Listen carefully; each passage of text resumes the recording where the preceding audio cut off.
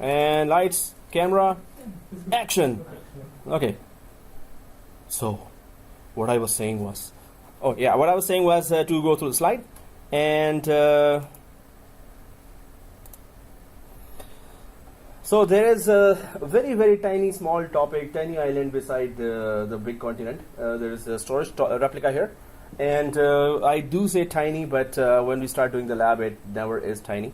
So storage replica here is the concept behind it. It's just that if you have two disks there on one computer, and you want an exact replica on the other server, so no. So what is RAID?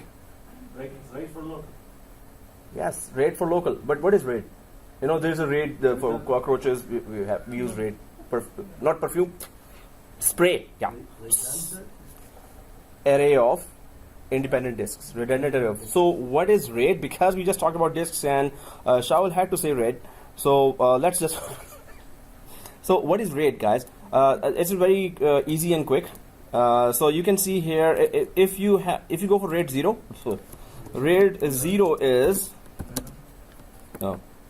RAID 0 is non-redundant. So this means that if you have 10 disks, yeah, it's striped. So if you have 10 disks and one disk goes down, the whole thing. Oh, okay. Yeah, whole thing goes down. And if there is, and we did the RAID labs here, Insanity S140, software RAID. So RAID 1, it is minimum, maximum, how many disks? 2 minimum. And maximum? Maximum? Whatever they say, right? Oh, maximum? Minimum 2 and maximum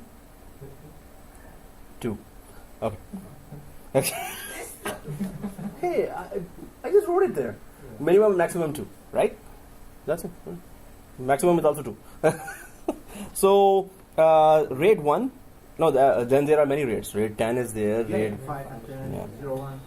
So RAID 1 and 2. RAID 1 and 2. RAID 1. So what do you see here? You have one disk, and the other disk is an exact mirror of that. It is also called mirroring, right? Mirroring. So that's so it just uses half of the full space. Suppose it's 1 terabyte, so it will use total of 1 terabyte together. You create a volume on top of that, and if one disk goes down, what happens? It stays up. The volume stays up. It does not go down. The volume on top of this created stays up even if one disk goes down, right? So you just have to replace that disk. That's all, right? So, and then there is RAID 5. What is that? Strike with parity. So RAID 5 here, minimum 3, and maximum 1. Minimum 3, maximum 1. Who said 1 here? Okay. No, I think I'm overhearing. I had good lunch, I think. Oh, okay. So maximum is 32, right? 32 disks, and minimum 3, maximum 32. So suppose you have 32 disks. What happens? So suppose there are 32 disks, and I'm sure I'm not going to create 32 here. So, but suppose you have 32. So what happens is that if one disk goes down, what happens? In a stripe set with parity. So yeah, RAID 1 and 5 are redundant, first of all. Redundant means they can take a damage and still continue. So RAID 5, 32 disks, one disk goes down, what happens? It stays up. And second disk goes down from the 32 disk, what happens? And third disk goes down, then what happens? Where does the damage occur? I mean, when does the damage arrive? So suppose when it takes comes down to 3 remaining, 2 remaining, or 3. So minimum 3 disks are required there to create that, but we have 32, right? So during the time when you're cleaning, then that's when one goes down and that's it. in mirror, in So if one goes down, nothing happens, right? Nothing. If second goes down, nothing happens, or something happens. Nothing. Third goes down, Nothing happens. and he's trying to read my facial expression. So yeah, right. I'm not giving away this time. I had a good lunch. Okay. So if second goes down, Wait, the whole thing goes down. so it's like 3 will support 1 or something like that? No. It just supports the loss of one disk. That's it. Supports the loss of one disk. RAID 1, RAID 5, only it can bear the loss of one disk. If you have 32 disks, it gives you the time to run and replace that one disk loss. Right? So If the second disk goes down in 32 disks in RAID 5, the whole thing goes down. So that's why they like to break down so that they can have more backup. Yeah, so the stripe with parity is just parity information is the recovery information. Its recovery information is here. Its recovery information is here. Its recovery information is there. The chain has to stay that way, right? Its recovery information is here. Recovery information here. If one goes down, it can still take the loss. But second goes down, the chain breaks, and the whole volume is gone. So what is the need for 32? What is the Space. use of the 32? Space. So first is, you suppose they are all 1 terabyte. So you have 32 terabyte first of all, right? If you go for RAID 1, it's 1 terabyte, 1 terabyte. Maximum you can go is just 2 disks. So you don't have much space here, right? So here you have 32 disks, and then it's redundant. At least one disk goes down, you have the time to recover. It gives you the time to recover. That's good enough for me. That's good enough for everyone. That hey, at least there's a warning. Hey, after this there is no warning. The whole thing goes down. So you run for it. You must have a spare already in your company, and just take out that crash one and put the new one. It will resync. So in the RAID 5, it means the maximum disk will be the 32. And Because of the space. Because of the space. We And the recommend it. minimum is 3. Yeah. In the minimum 3, if 2 goes down, the whole system will be. No, in total of 32. Uh, No, you cannot create a RAID 5 if you don't have minimum 3. Suppose you have 2 disks. You cannot create RAID 5. In order to create RAID 5, we need minimum 3. Right?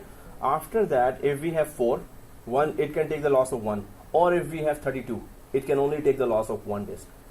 So 1 disk is gone already. And if second disk goes down, the whole thing goes down. Like it means the 32 including 3, right? Or Including 32? 3. Including 3. Okay. Alright guys, so that was RAID 1 and 5. Then what are we talking about here? Storage replica. So storage replica is not RAID first of all. So RAID is, as you said, local on that computer. Storage replica is about if you have 2 disks here, 1 disk, second disk, and then 2 disks here, 1 disk, second disk. So whatever you copy here, whatever you put here in 1 disk, it goes and over the network it copies it automatically, right? So these 2 disks, whatever you copy here, it replicates this information to the other disks, right? So this is storage replica, not a very complicated concept here. That so suppose your this disk crashes here, right? The disk 1 crashes, server 1 crashes. So the data is still on server 2. So your data is safe. If that disk crashes on 1 or the whole server goes down on 1, the data is already replicated here on to the other server. We get the idea? All right. Okay. So that's what it's saying here. So applications, this write data goes on. There's a server cluster created here. There we will create a 1 disk called data. The other disk is called log. Then we'll go to the other server and create a data and log here. So data disk will just transfer data there, and that's the most important disk here. And the log disk, whatever logs are there, will be also copied there. So you don't get to miss anything. But is it synchronous replication or asynchronous replication? Should be synchronized. So hey, we talked about that in previous classes. What is synchronous and asynchronous? What is that? Synchronized. Yeah, synchronous is synchronized and Whenever asynchronized. there is a change, it's gonna be copied there. Yeah, that is what? That's Asynchronous or synchronous? Synchronous. Asynchronous, no. They are both paced by themselves. When the Okay. change happens on a different side, it's gonna stay there. It will not You know, I'm staring at you. replicate. I'm staring at you. See this now? Really? So, do you agree to that? No, maybe he's right and I'm just creating doubt here, right? So, maybe do we agree to that? There's a yes? Okay.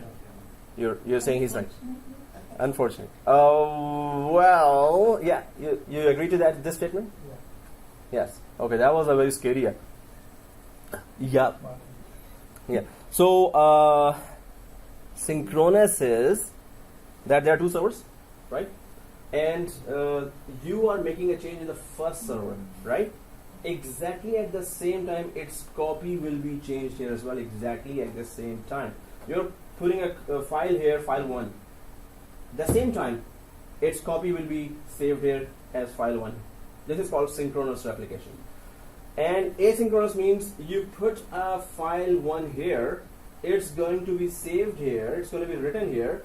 This server will make sure, okay, the file is safely here. Yes, now put its copy here. Don't put right away. After making sure it is the copy is here, asynchronous means then put the copy here as well.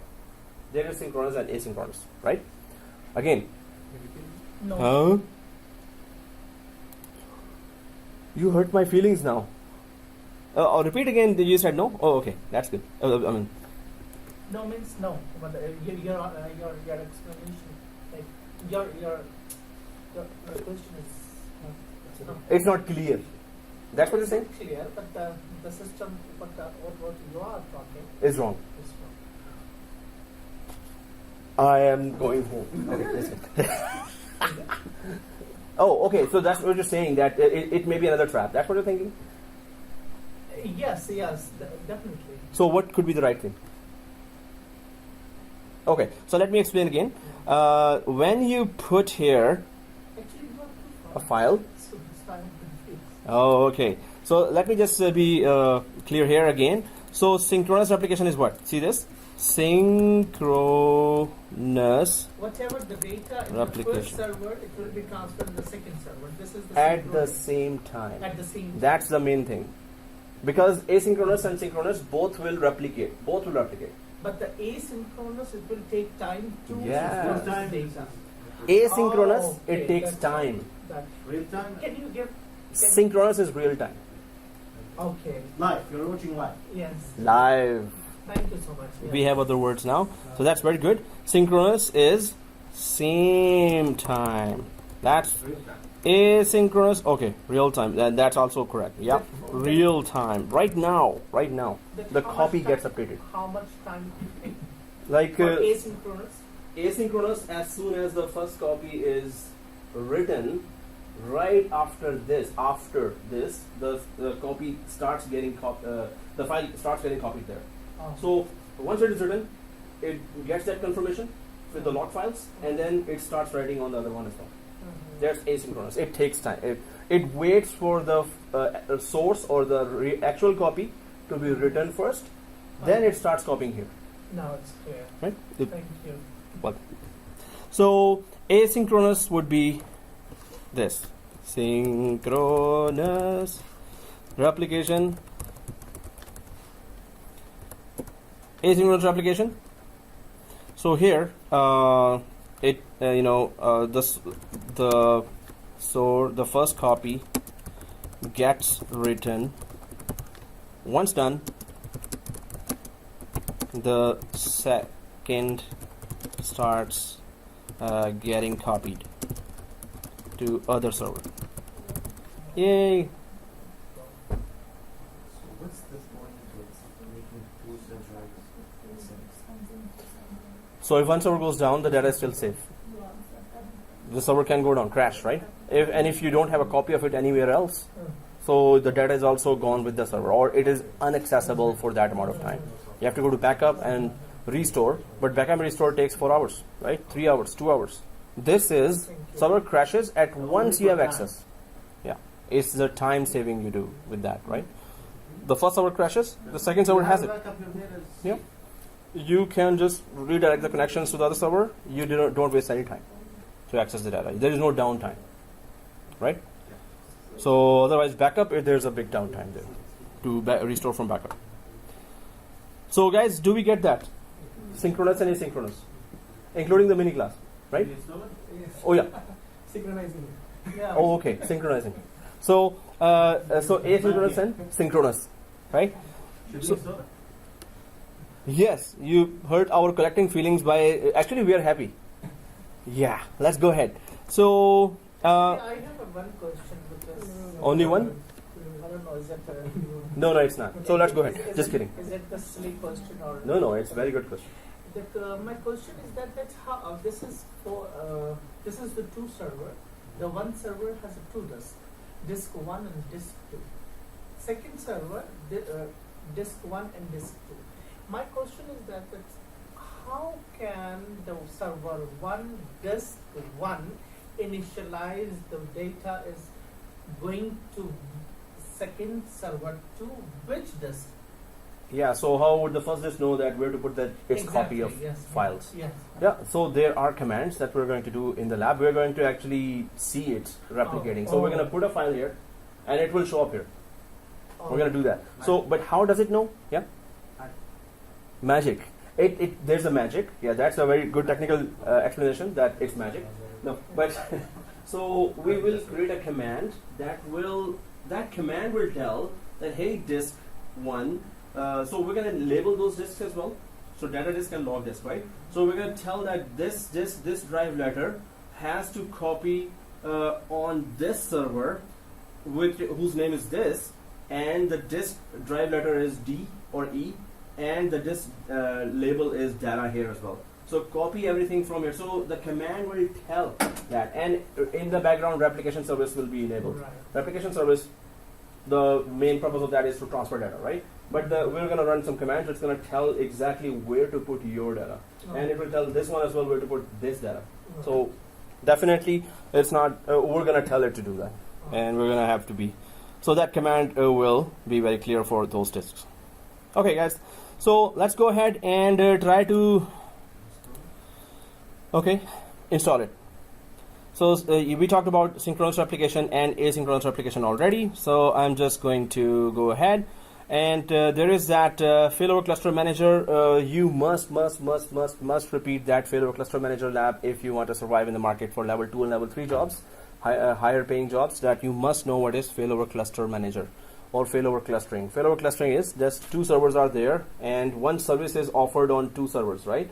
So any one server, if the service is there and the server goes down, the service then simply is available through the second server without any downtime at all. No downtime, right? So failover clustering works magically actually. We tested that so many times. Well, in this course we tested once. So if you must do that lab 2 or 3 times, right? In order to be there in the market. Should we create the new machines or we can So server 1, server 2 guys, let's start that. server we cannot use the server 3 and 4? Server 3 and 4 guys, no, we need Active Directory. Oh, so it works only on Active Directory? No, it can work on 3 and 4 as well, but it needs authentication at least of some type. Because I already installed it. Oh, so guys, the lab is that I'm just gonna go back here a little. So at the time of right, it's a server to server storage. So let's go for this. See this? There is.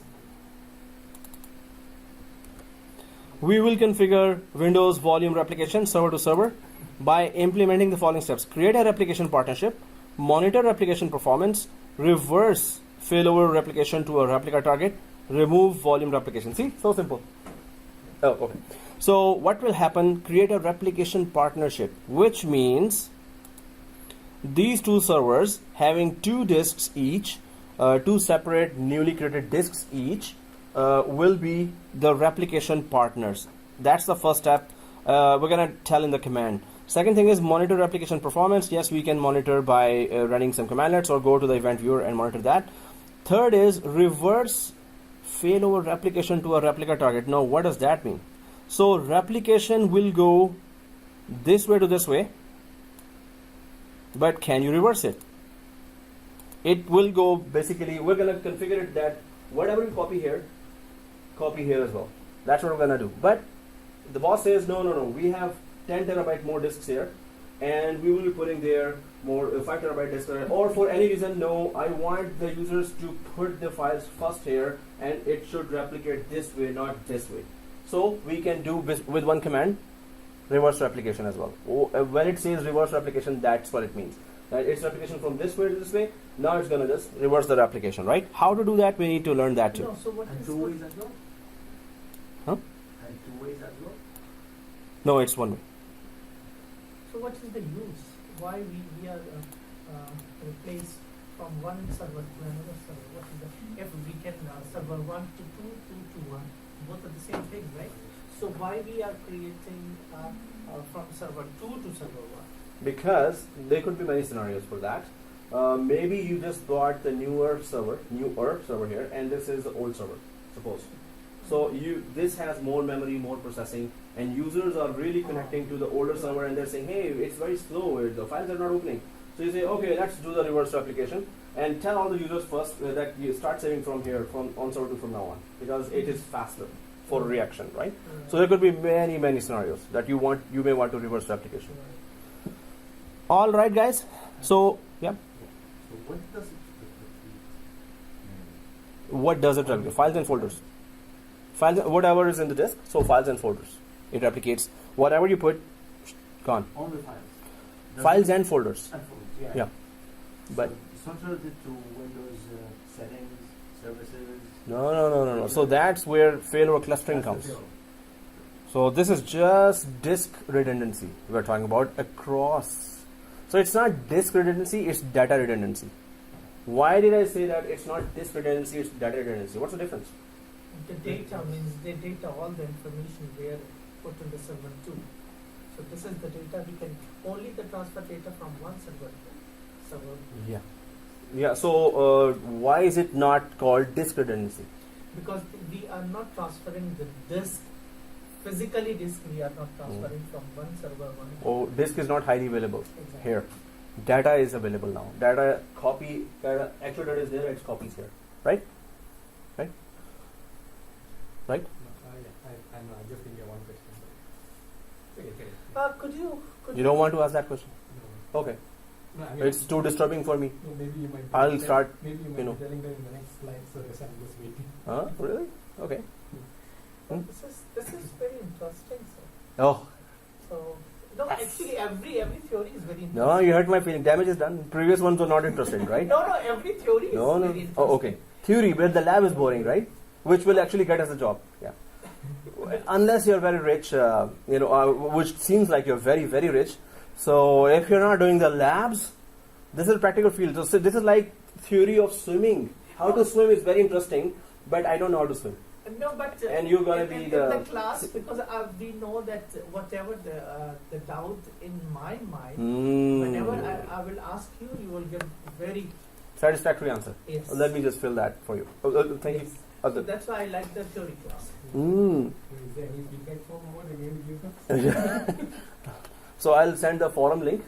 So I have a forum there, right? So I have a student feedback section there. कुछ अब देर में ये कहने वाली नहीं कि मक्खन लगा रहे हो तुम। So the translation is बता oh. मैं मक्खन नहीं लगा रहा Yeah, translation is. क्योंकि मुझे सबसे बेचारे मेरे ये कुछ नहीं मदद कर सकते मैं सिर्फ Resuming now, and I had to pause that. Oh, just kidding. So one drive is one on two servers. Create two drives each and format them with NTFS. Let's do that, guys. So server 1, server 2, is it all up? Both are up. So it's a practical field, guys. Without practical, first understanding is there. Second thing is if we have to do the practical as well, right? So it's like swimming or driving. You have to. It's a practical field. So definitely, but we have to understand the concept first. The both things are mucho importante. So let us and salad. We've been okay. So here, oh man, I borrowed their servers last time as well. Okay. And you're sending me email from the group. Really? For Yeah. 742? Yeah, the benefit value. You're added in 742 as well? Yep. Oh, you were in the WhatsApp group or Google group. Beginner. Oh, So that time when I started the 390 user, everything I'm getting. yeah, that's good. For beginning class, then I read, oh, it's Wednesday at 5.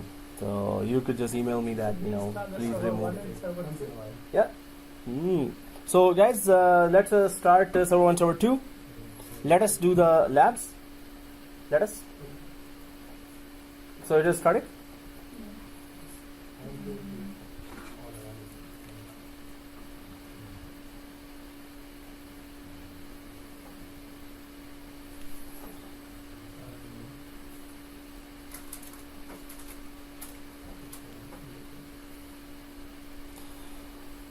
So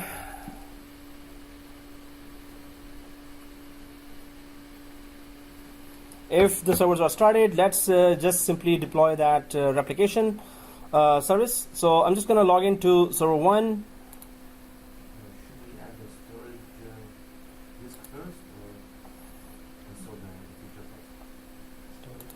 first? So we're going to add two new disks first. We're going to add 2 new disks So first. we're going to use the domain servers, right? Server 1 and server 2. We can use 3 and 4 or 1 or 2, anyone. Yeah, Yes, remember we it doesn't matter.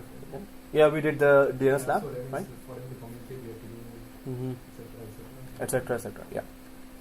Yeah. So server 1, 2 are okay, or 3 and 4 are also okay. But there's that command here that we need to check. Yeah, there's a command. This one command does do the magic. It does not ask for any authentication. Nope. It should not. Yeah, we're good.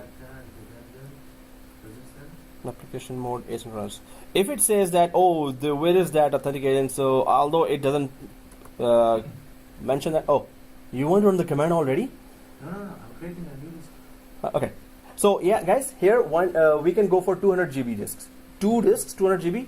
So 2 disks in server 1, 2 disks in server 2, all 200 GB each, right? So that means Or 100 GB, it doesn't matter. And hard disk type is SATA independent? Oh, resistant? we're going there. So it's the default options. Other than the size, nothing else changes. So that means I could say the final outlook will be like each server 1 and server 2 each will have 3 disks each, right? Yeah, if you have already 1, there will be total of 3. If you have already 2, there will be total. Oh, okay, 4. So, so we just make sure that we add 2 new disks here. So I'm just gonna go for server 1. I hope everyone has logged in. Yes. And on server 1, I will right click here, and then I will click this add. Right? Add. Are we all here? Or are we all here or there? Okay. Yes. Oh, good. No. For the desktops is no. Yeah. For me. So hard disk is already selected there, right? And next. So no change here. It should be. It's okay. So SCSI. Next, create a new virtual disk. No change here. Next, there's just a size here. So we can go for 100 actually, or 200, whatever. Doesn't matter. And let's keep it as a single file, but do not select this one. No, it doesn't matter.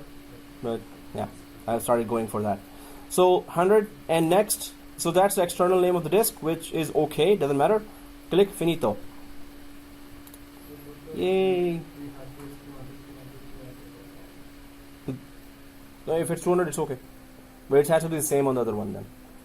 If you have created new disks as 200. So 100 is there or 200, doesn't matter. Press OK. And then again, I'm going to go to server 1 and do the exact same thing to add the second disk. Add hard disk. Next. SCSI. Next. Create new virtual disk. Next. 100. Next. And VMDK. So click finish.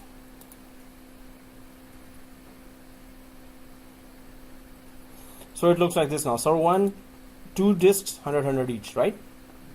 And press OK. And then go to server 2. Settings, exactly same thing, right? So Click add.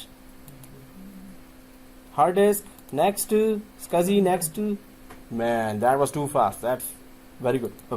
Okay, so 100 here, and single file, next. Yes, no change here, next. And add hard disk, next. SCSI, next. Create a new virtual disk, next. 100, next. Finish.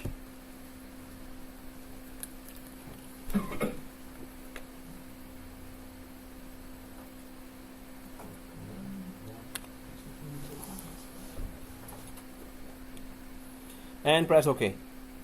So it should look like this, two disks. Now let's go for the second thing. Yay! Okay, no. So server 1 here, right?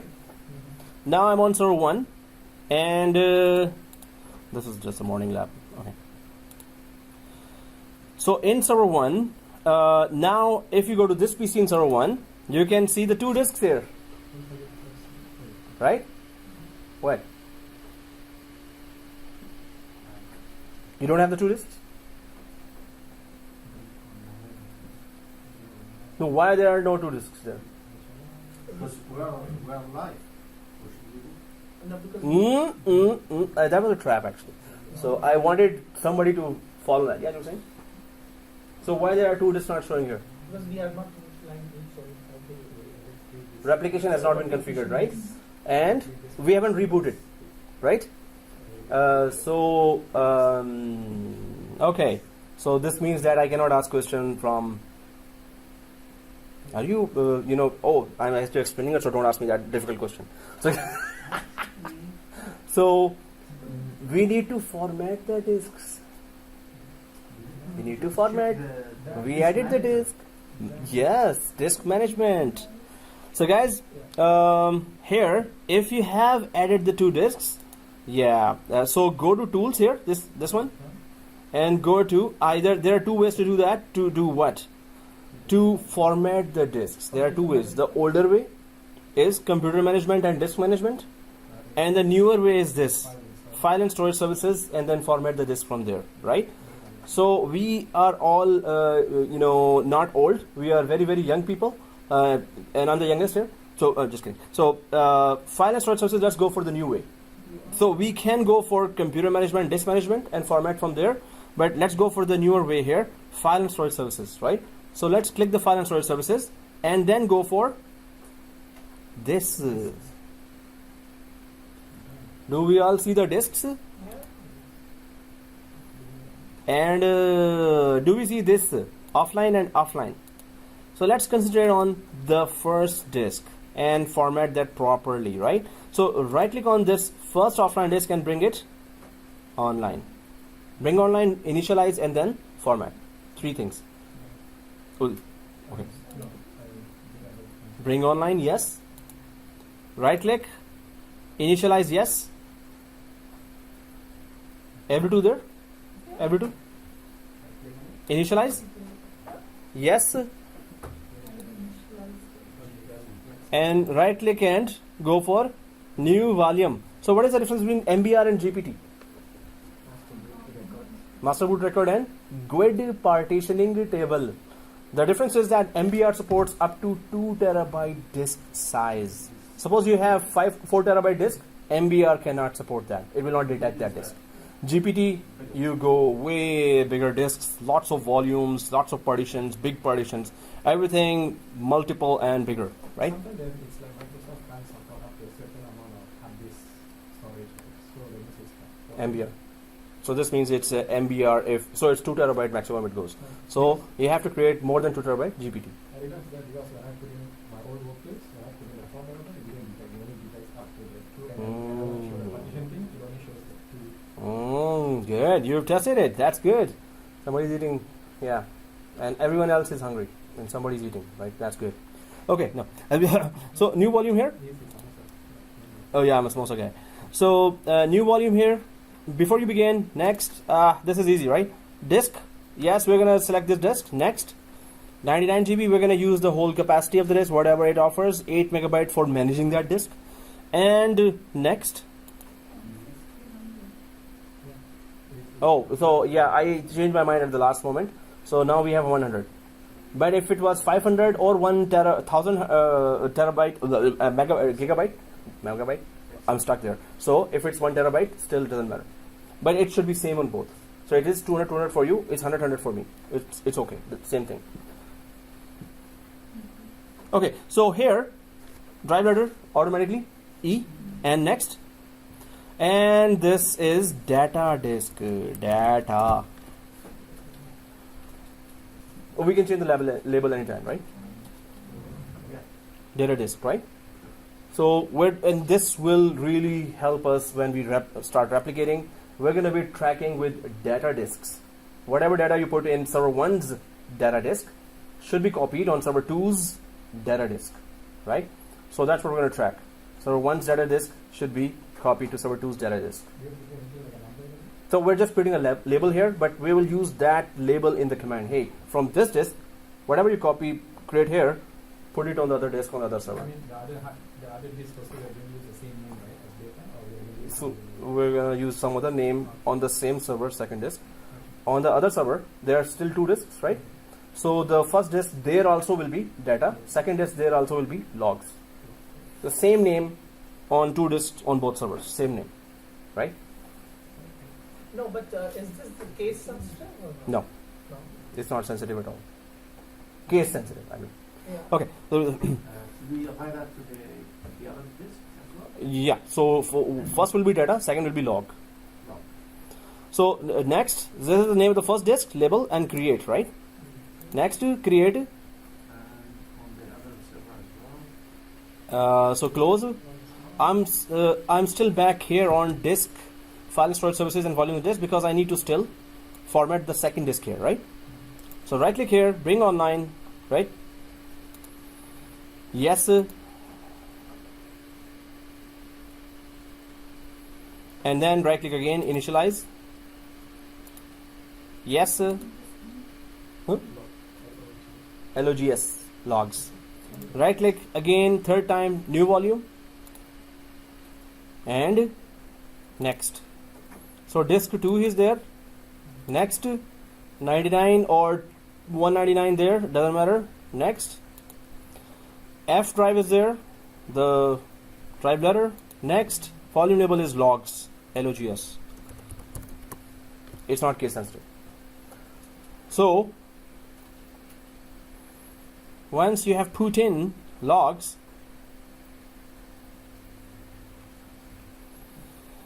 next and create.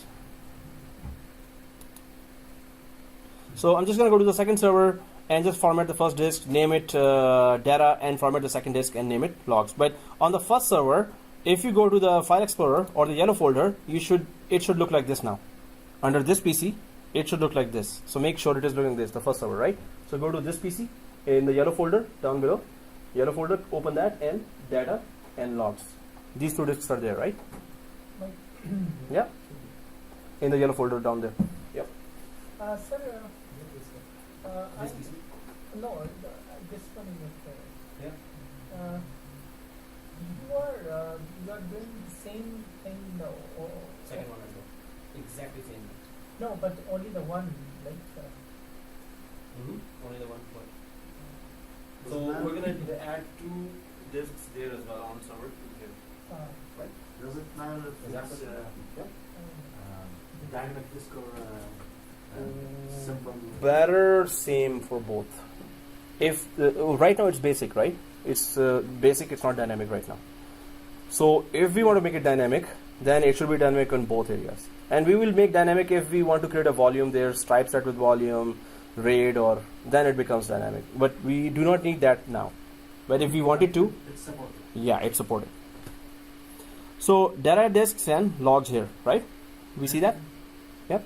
And I'm just going to go to server 2, and then now we know the drill here. So I'm just going to quickly do that. Yeah.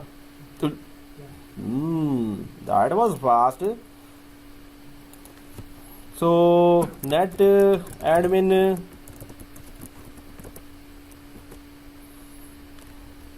In the morning, 70-742 is going on. So those labs, and it's all PowerShell. So we're going to be like scripting like crazy, or PowerShelling like crazy. And that's very, very important for the market.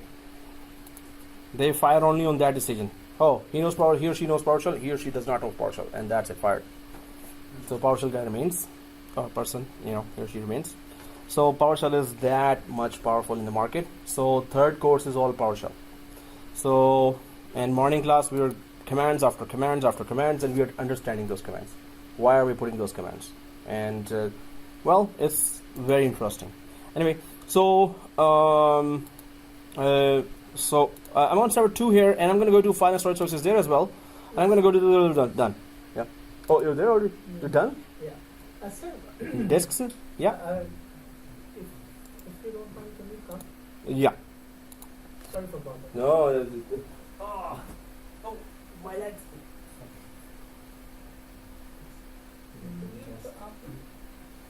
The NEC आपको बुलाया है. Yeah, आपने किया. मेरा सवाल ये था कि मुझे My question is this. Yeah, I'm the translator for the others. Yeah.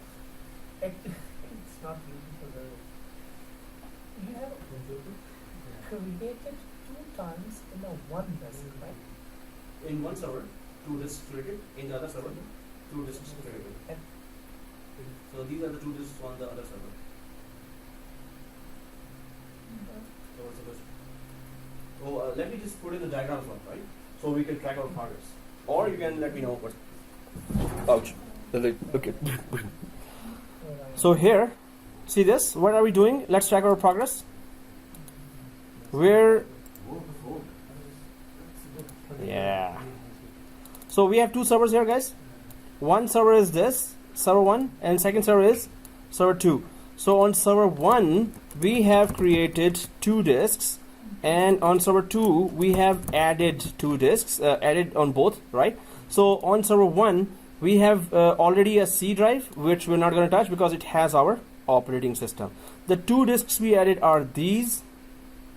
And here also server 2, there is a 1 disk already for operating system. We're not going to touch that, but we added 2 extra disks here, right? So right now, this is E and colon. It's the E drive, and its label is data. That's the same disk we are creating, or we have created already here as data. And then we're going for F drive, which is logs. And that's the same thing we're creating here. And it has to be same if you want them to synchronize, right? So either it will be, when you synchronize, either it will be synchronous replication or asynchronous replication when you synchronize, right? So this, we understand now that we have created 2 disks, we have formatted them, we have named them like this, right?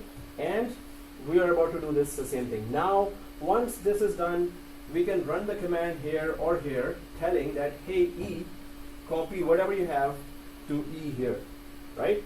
And hey, F, you copy everything what you have in this F here. That's what we're going to do. But till now, what we have done, we have already done with this. 2 disks are created here and ready to be used. One is this name, one is second is this name. And we are about to do the same thing here right now. Right? Any question? All right. Okay, so if there are questions, you're most welcome. Let's proceed. So here, I'm on server 2. And I'm going to go for the second offline here. Oh, actually, the first one is already brought online. So I'm just going to go initialize this. Yes. Right click, new volume. And next disk 1, next 99 GB, next or 199 E drive here on server 2 as well. Because the C drive is already there, so the next sequential will be E drive, of course. And we're going to name the disk as same on server 2. This disk as data disk on server 2, right? Next and create. And close. And then we go for the second offline. Right click, bring online. Yeah, no, it's boring. Right click, initialize. Yes. Right click. New volume. Next. This 299. Next. F drive. Next. And logs. Yay. Next. Create. Oh, close. All right, guys. So. That's something I think wrong. Dun-dun-dun-dun. Dun-dun-dun-dun. Yeah, unknown. So right click the unknown one and initialize. You brought it online, but initialize has to be done. Yes. Now it's GP, and then again right click. New volume. Oh, Next. Yeah. So you need to still do this thing on the second one as well. okay. All right. Or all wrong. So next class, maybe one student sitting way back there. Yay, you're teaching good, and no one else. So anyway, but we have very important topics, guys. Yeah, or Monday, or if you want to put it on Wednesday, the next class is up to you, or on Monday as well, right? Or either on Monday or yeah, So funny. man. And the roads were all empty when I actually went out. I was yeah. No. School buses were cancelled, but we are not school going kids. And TTC they had a problem, especially from Kennedy World. They have so many issues. Exactly, this And, is and at night, around 8:30, I step out my apartment. It was slippery everywhere. I was practically like a penguin walking on the ice. Like this? Yes. Oh, It was wow. so bad. Oh, we can do that then. I did the right Because I never fall down on the ice skates. Oh, you haven't? Yeah, Let so me tell you I- how bad you look. I know. And that's what I say. Once only I fell down and that was whoa. Yeah, you see? Is it okay? No. Why? Because it's okay. Yeah. So I've noticed something. Yeah. For one server, I just You already did it. You're kidding me. Yeah. I did just like you did. Yeah. The other one, I did it using the computer management console. Which is okay. Doesn't matter. Well, it worked, but the work folder does not exist on the other one. Oh, okay. Maybe that extra feature is not added there because of that. Work folders will be added if you go to storage area and add something that work folders gets added because of that work folder gets added. So we don't know. I'm not sure that what we didn't add there, and we did add here on server 2. So work folders come up, but what we did should not have anything to do with work folders. Should not. But it created work folders for you as well. It was already there, I guess. It will? Because it's a separate feature. You have the work there because it's like a work, yeah. But I have it only on. Oh, okay. That's good observation. Cool. So guys, make sure, so open the yellow folder here. See this? On server 2 and server 1 both. So make sure, or make sure, make sure. So that if you click this PC, that data E and F is there, right? Master G? Master G means respected teacher. Sensei. And then there's zzz, zzz, zzz. Okay. So Jedi. No, that's not sensei then. That's what. Okay. So Anwar, you have this showing on server 2? Yes, but So if there's a yes, there's no, but I don't know why the data norm is not the name is. no, just type out. You can rename it, right? So Yeah. go ahead and type out. Can you do it? Yeah. Go ahead and type out. Okay. No. Just kidding. Yeah. Okay. Just kidding. So because you're afraid, so it's a fun thing to do. This opportunity is rare always. Whenever it comes, please always use that opportunity. No, logs, LOGS. See this? See this? Logs. नहीं, लेकिन वो तो कुछ भी कर सकते हैं. The translation is it can do anything. Yeah. No, we can do for a moment. This is the name, right? I feel like it's encrypted. This is encrypted communication going on. It's a top security, right? No, so you can just put this logs here. No, but this is the label name. Yeah, this is the name. You can put anything. Anything, right? Yeah. But But it won't affect Yeah. anything, Yeah. any programs, any. Yeah, of course. Yeah, he said that there is no sensitivity at all. Yeah. no, the reason for this is when we want to troubleshoot, we need to know which servers, which disk has an issue. So it's Yeah. better to follow the rules, right? But although you can technically put anything there, yeah. Okay. but it's better to follow the naming convention strictly. It goes a long way to help us. So, all right, guys. So once this is done, let us go ahead and try to give the command here. What are we trying to do here? Let's track our progress here now. So we're about to, so the server 2 doesn't know that there's E and F disks there on server 1. Server 1 doesn't know that server 2 has E and F disks. Now let's introduce them, right? So we're going to run a command that is going to tell each other about each other. Like a phone number. Yeah, phone number. So let us, and solid. What's wrong with me? Okay, so here, okay. So there's a command here, and this command is, this is the command that was taken from Microsoft. Thank you, Microsoft. But this is where you can run in one command. You can install the feature called StorageReplica and FS file server, and restart both computers while sitting and running this from any one computer. You can install this feature of, what feature are we installing? Oh. This one. I was just wondering. Okay. This one. Oh yeah, no, just kidding. Yeah. Although we're not kidding, it was really a shockwave. So, but it's still okay. I mean, like, yeah. So we need to do soundproofing. Just kidding. Yeah. Okay. So, yeah. Oh, but there could be a warning. Like you could do, So we will know already. Okay. We will go to our bunkers, right? Okay. Sorry. No. It's natural. I mean, nobody can control that, right? So, but we can do okay. Anyway, so here, let's go. So on server 1, see this server 1. The command says itself. So I'm just going to go and copy this on a notepad. You can also go to a notepad and copy this to your. This is a real-time copy, right? So what is a notepad? Let's discover that feature as well. So let us go to let us a notepad.com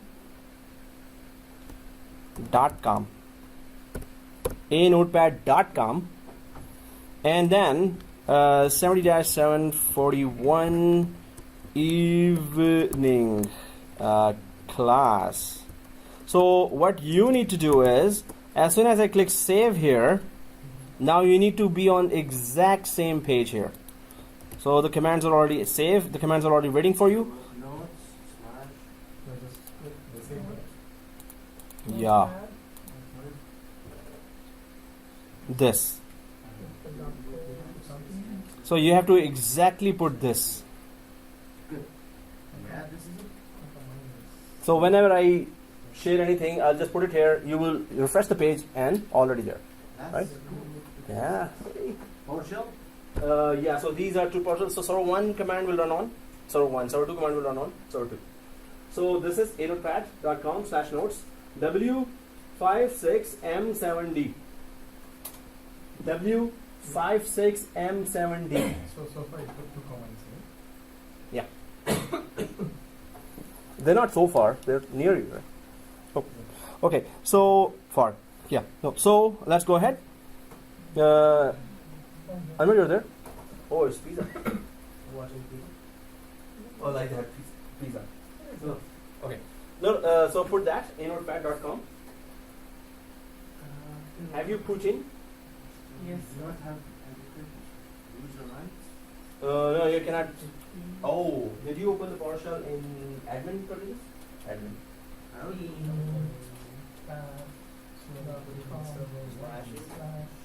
PowerShell. The other one. Nodes. N-O-D-E-S. /.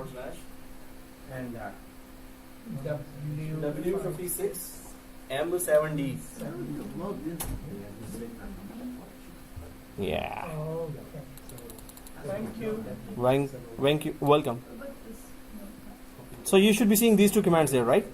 Yeah. So guys, now before we copy the first line, so first line you should be on server 1. Go to server 1 and open PowerShell with admin privileges on server 1. Then come back here and just copy the first line and paste it there. So I'm gonna go to server 1. Oh man. Oh man, what? Oh. So see this PowerShell. Oh, I see. Oh, where is PowerShell? So you start here. See this? And here is PowerShell. Everyone see PowerShell? Not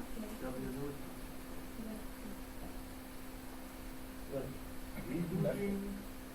Yeah, the other click. The click that is other. Okay. And right click here. Okay. Thank you now. No, that's left click now. So that's the other click. Yeah. Other button. This one. This Use the turn right, left or left. But so go up there. See? And close this. We have to have the admin privileges with it, right? Otherwise you won't be able to run this command. So go down here and left click This one. and then this one. There. Right. And Run as administrator. we're there. What are you waiting? Yeah, go ahead guys. Run as administrator. Open that. Yeah. So run as administrator. No, if I know do, you know do. Yeah, something happened. No, it's not compulsory. But if I know do, you know do. So that's a very basic way to say. Okay, press yes here, and so make sure this guys. Administrator Windows PowerShell. Administrator Windows PowerShell.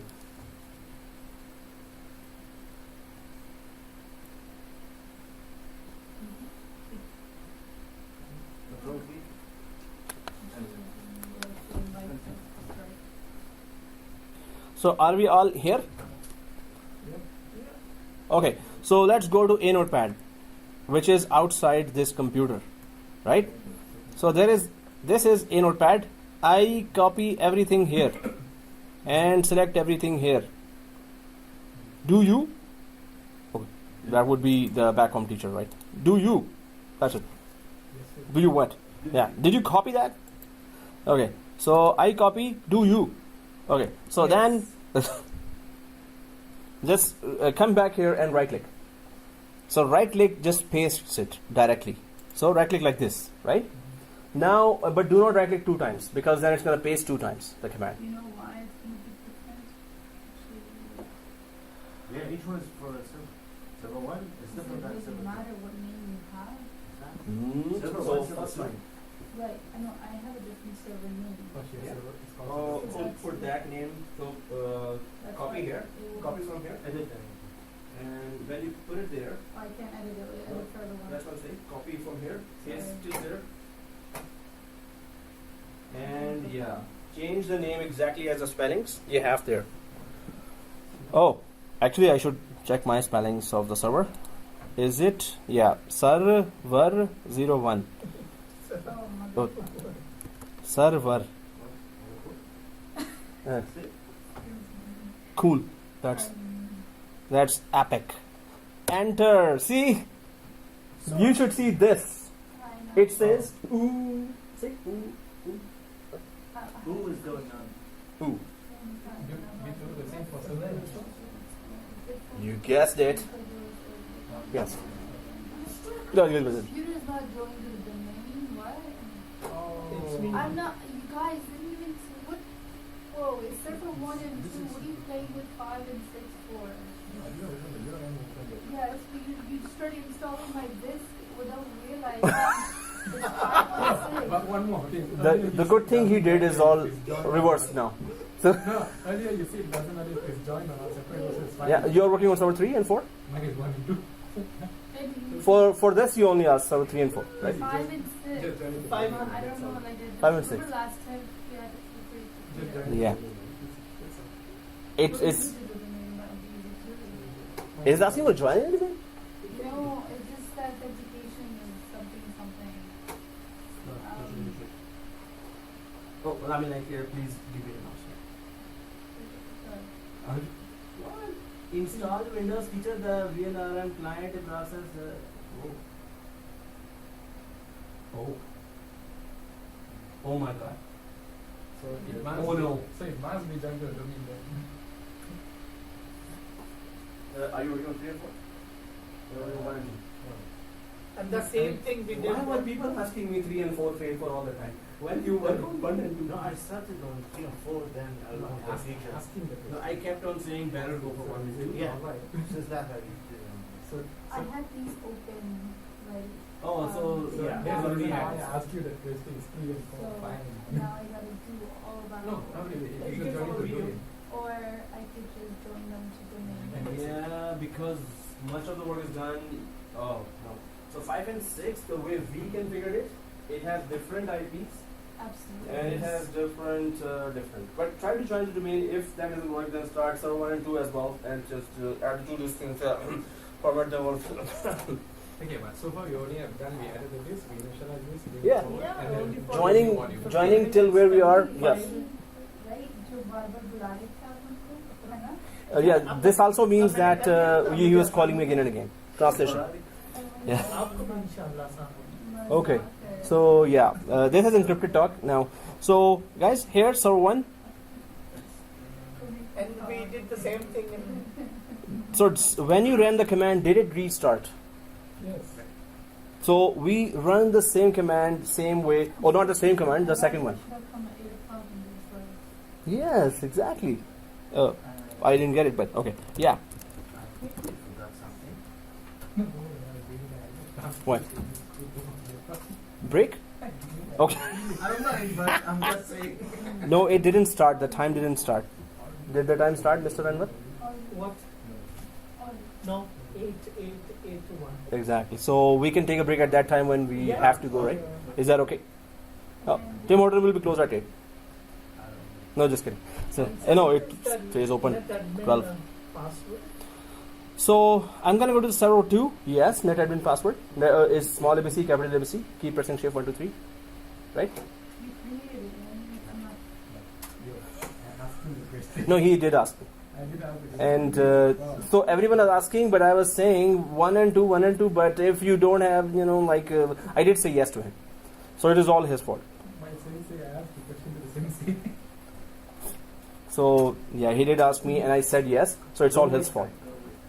Okay. Starting. Yeah. Just pass. By this time, yeah, I'm sure you're gonna join us very soon. Ta-da. Oh, it's all right. So- Okay. So here, guys, I'm just gonna go to PowerShell here as well, and more, and then run as administrator, and just run the second command, right? The second command. So second line, this one, right?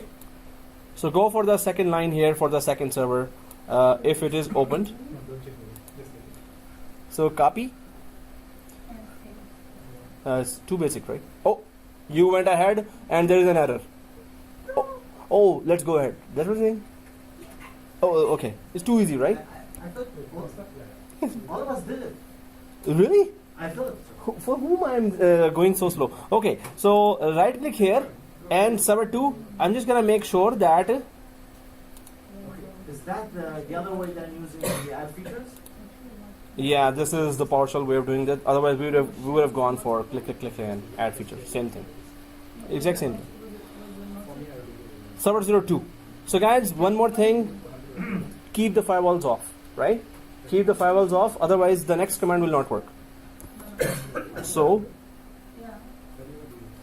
I'm just gonna run the second command on second server with administrator privileges in PowerShell. Enter, and it goes ooh, or it does. Okay, ooh, and then it's gonna restart as well. You done, right? Yes. Oh, Sir, I don't know why my password is not working. ABC, shift, ABC, 1 2 3, Shift and 1 2. shift and 1. keep pressing shift. Oh, 1 2 3. Thank you. Small ABC, capital ABC. Keep pressing shift. 1 2 3.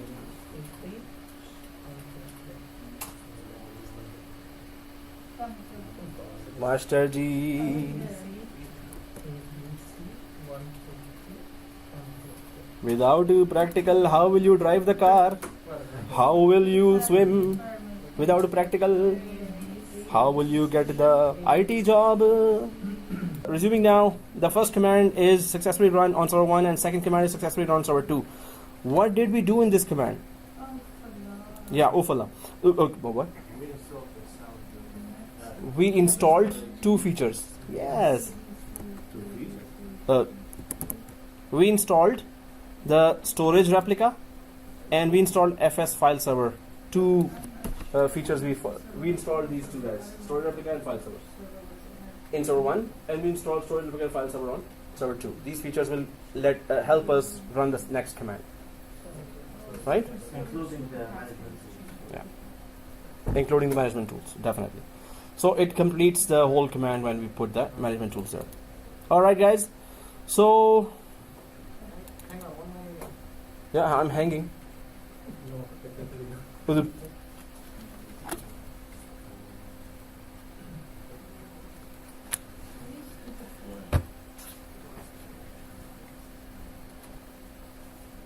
So these 2 commands are done, right? So you're on server 1 and 2? Yeah, she's on server 1 and 2. She already created an account and just the login, they asked to change the password and everything. Oh yeah. Hey, how come it doesn't? Oh yeah, I'm not using those machines. I'll do that. It expired today, right? For everyone. Oh, Okay. So guys, we need to take break for 8:05. Oh, so 3 minute. Oh, it's 7 minutes left. Yeah. So the next command is big one, and you're still joining us, so we can take a break if you want to take a break now. But then by that time we'll be, done praying as well, or we can just discuss till 8:05, so we can take the break at exactly at that time. That's up to us. Sir ये भी तब तक हमारे साथ आ जाएं, ये भी इतना लॉस करें. Yeah. So this was encrypted talk. That Jamie. So I'll be copying this command to the eNotepad. So what this command does is a replication relationship. So it's gonna create the replication partnership between the 2 servers now. So if I go to eNotepad and go way down, so I put and clicked save. Now you can refresh that page and you should see the new command there as well. So this command creates replication relationship.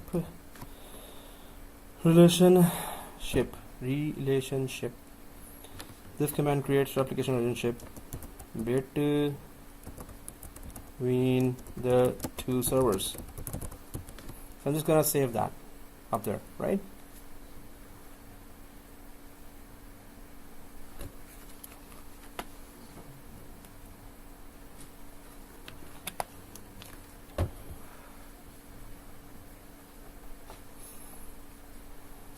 Okay, so this is the command there, and what does it do? This is the replication between 2. Yeah. So new SR partnership. So storage replica partnership, SR, storage replica. And then minus source computer name is server 1 and minus source RG name, right? Replication group name, RG is replication group, is replication 1. So we're going to name that partnership between the 2, server 1 and server 2, as replication 1. And minus source volume. What is the source volume? Source means where you're going to first put the file. So source volume is E and dash source log volume name is F. So our data volume is, source volume is E. It's just going for drive letters there, right? Drive letters. And then log volume is drive letter F. And then the destination computer name. Then it goes for destination computer name is server 2, right? And destination RG name, which is replication group name, replication 2. And there it gives, so there's one partnership name that is called SR partnership. Then there is one group created, which is RG group name. Replication 1 means that replication will happen on server 1, and the other group, replication 2, means that replication will also happen on server 2 as well. On server 2, the destination volume is E. Destination means, of course, whatever you copied in source volume, its copy will be created in the destination volume, right? So it's one-way replication from server 2 to server 1, right? So we're copying the whole disk. What about if you want to copy it specifically? Then don't put it on that disk. So suppose you don't want you have 10 files there, and you want 2 files out of that copied, the others you don't want. So this whole disk to whole disk. So if you want to do that, this doesn't work here.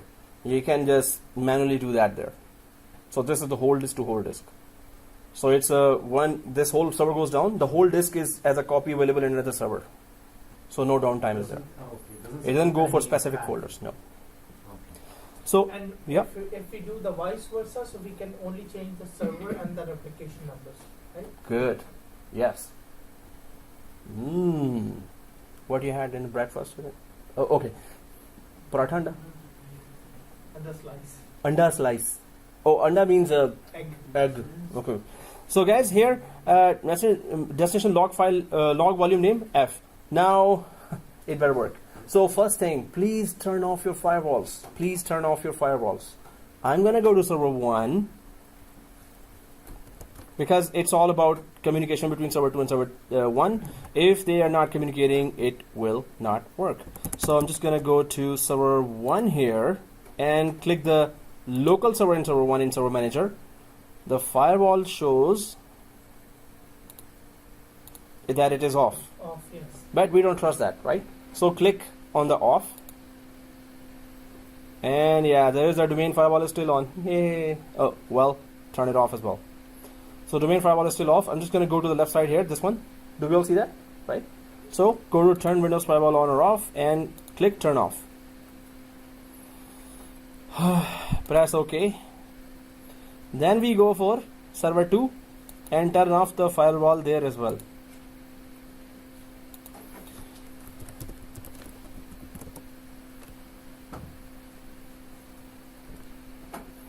All right. All right.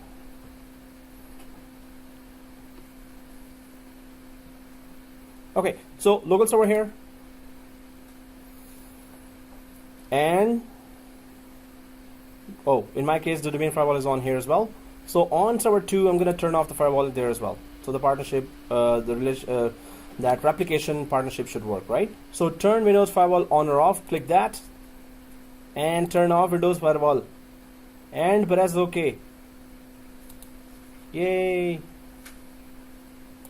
Close it. Refresh, so it should say that it's off, right? So now I'm just gonna go to so is it off for everyone? The firewall is off, right? Okay, so server 1, let us open. Is it on server 1? Is the PowerShell still open? So I'm on server 1 now, and I'm going to click this left click here to go to the PowerShell, right? So up above there, up above in the sky, like a PowerShell in the sky. No, okay. So right click here, Windows PowerShell, and run as administrator, right? And press yes. Now we need to copy that command. So I go to Notepad and I copy from new till old. No, from new till F colon, the last. Yeah, that's it. New to left column. So just copy the whole thing here, copy, and then go to server 1 and then paste it, right? So it should look like this now. If the server names are the same, then we should be working fine now. So fingers crossed always, when we are running PowerShell, there could be an error, right? So I'm just going to paste it like this. If it looks like this, go ahead and press enter. And you can panic right now. Oh my god. So if it's not red there, if it's like looking like this, so destination computer name server 2, destination replication group name replication 2, ID this, source computer name this, source replication group name is this. So we're kind of okay, but what's the proof that replication is working? Well, we have created that partnership first of all. And if you see this, this means at least they know of each other's presence, and they know that who's the source and who's the destination and which way the replication goes. Replication goes from 2 to 1, right? So, no, I laughed and then you know that. Come on. Okay. Yeah. Yeah. Yes, right. I didn't say yeah, right. I said yes, right. So here, let's go ahead with the. That's it. With the. So now it should look like this. Yes, it exactly looks like this, right? So we're gonna go for the next step, which is now we need to notice something there. On server 2, notice that the E drive is no longer accessible because of replication that it will do. So it is protecting the replication partner. It's not there. So you cannot double click it, right? Perfect. On server 2, Just reboot it, just make sure. you reboot it as well. Yeah. Good. Okay, I'm going to server 2 and I'm going to File Explorer, the yellow folder, right? And this PC. So now I don't see drive E. It has been protected to protect the innocent. No, so it isn't protected to, so the replication will happen here. So nobody should mess with it. No interference. This is a replication disk. Every file you put there will be copied automatically here. So double click that, go ahead and double click that and create a folder inside. No, we are not able to do. That's the point. It's not accessible, right? That's the point. Yeah. It's supposed to, not accessible inside. Now, is the replication working? What's the proof? So let's go to server 1 in the E drive, which is empty. Create a folder, put files there, create folder, put files, create folder, put files. So, and so I'm just going to go to server 1. And on server 1, I'm going to that yellow folder or the file explorer. And in E drive of server 1, I'm going to create this, right click, new folder, right? This one, folder. So it's tasty samosa. So, and the second folder is with the biryani. Okay. And if we select both folders here, like this, Control C, Control V, Control C, Control V. So Control C, select anywhere else, Control V. Select anywhere else, Control V. So we're just creating a lot of traffic. So I'm just forgetting my hand on Control V, and I'm just copying crazily Control V, Control V, Control V, Control V, Control V. So Control C once and Control V keep on going. So tasty samosa with biryani. So that's a full poem I just written here. It starts with this, it ends with this. There are no other words in this poem, right? Tasty samosa with biryani. That's it. Sir, you are Yeah, it's actually not good. Yeah, samosa with tea and biryani is like a food and lunch. So okay, guys, did that replicate? What's the proof?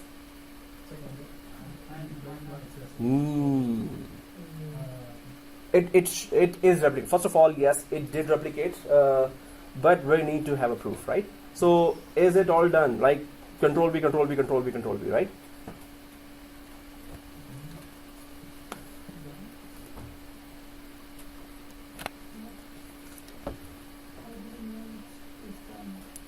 Done what? Done what? How do we know it's replicated? That's the question. To question or not to question? That's the question. Oh. To what? What did Shakespeare say? To be or not to be? Yeah. Like bee, you know, that bee that cuts. Okay. Anyway. So here, now what's the proof? Let's go for the proof now. And yes, without exposing that E, without seeing in server 2's E content, we cannot know that. We can know in other ways, but as soon as we do the reverse replication, as soon as we turn, that disk will be accessible, and this disk where we create the folder will be not accessible, right? As soon as we do the reverse replication, just to have a proof. Reverse replication. Reverse replication is that will be the source, this will be the destination. Yes. How about if you shut down the server 1? And Would that show us the file? shut down. Yes. Server 1 shut down. Oh, try that, but no, it should not. because you have to break that replication configuration. You have to remove the configuration. Shutting down does not remove the configuration. Okay, so how can we? Turn on the server then. No, you have to run the command reverse replication. Okay, the server 1 is down, right? Yeah. It's crashed. So you have to run a command to expose that. That's what we're about to do now. Right? That's not it. So here, do we understand what we were saying? Right? That if we shut down and we cannot access that drive, so what was the point of creating the whole thing, right? So definitely that's a very good question. And the answer is, dun, dun, dun, dun. So first of all, get SR group. Run this commandlet to know the properties of the replication group we created. So guys, there is one commandlet that we can run before we can reverse the replication. So if you run on, if you're still on server 1 there and inside the PowerShell, you can go for get-sr group, storage replica group. So what answer does it give you? What output does it give you? Go ahead and run this on server 1 PowerShell, right? Get-sr group.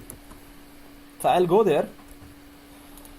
Get dash SR group and press tab. Always press tab at the end of every PowerShell command. Why press tab? Autocomplete, and suppose you know that this is the command to check the spellings as well, right? Tab just makes it case uppercase, lowercase, so it checks the spellings for us. So when you press enter, does it give you any information about replication? Does it tell you that yes, replication is happening? This partnership. Is a partnership. Yeah. Is primary to is suspended. Yes. Right. Okay. See this? Okay, there I know then. See this? See this? The last, second last line, as you said, synchronous. The application mode is synchronous. So suppose the server was down, and then, but you did not do the reverse replication. You just want to know the status right now. Is it replicating even or not? What mode it is in? So it is on synchronous mode. Replication is enabled right now. So number of replicas are 1, and log volume, and it has all the information, but the thing is that it says here synchronous, right? So okay, next command. So we get that yes, synchronization is working fine. So I don't know why I'm not getting it. Server 2, perfect. Yes sir. Why I'm not getting that? You're not getting get. Sorry. Last instant. Get. Yeah. Oh. No, this is a very long way to do it. So just go for back space. SR group. Just type it because it's a very small one. Replica SRG, then you can either come. No, get it. Dash it. Yeah, after that, then SRG, Yeah. then Dash it. Yeah. SR G. No G. SR is okay. G. Tab. Now this is it. Enter. And the second last line is synchronous, right? So this means the application is working fine. But let's watch those files. Where did those files end up on server 2 E drive, right? So let's watch those files. So how do we do that? Let's go for the next command. Yay! What? I was watching. There's a last and same time. Perfect. Yeah, but Oh. no, there is a time there. Mm-hmm. But after running that command, I re-added some files there. And recheck it there. It didn't update now. Oh, then PowerShell is not that very good. So keep checking, and it will update one day, Monday or Sunday. No, it's not that. Don't expect, that exactly it will. So you can always change it by running.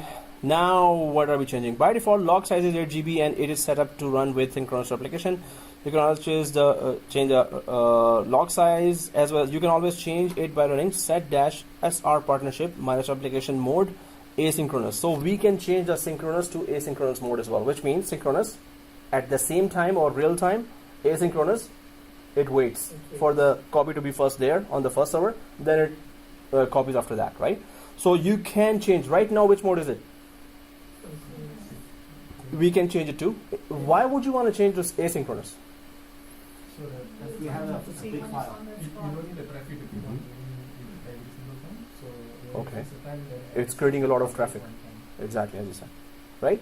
So definitely, and there's a calendar. Okay, so let's go for next one. Oh, schedule.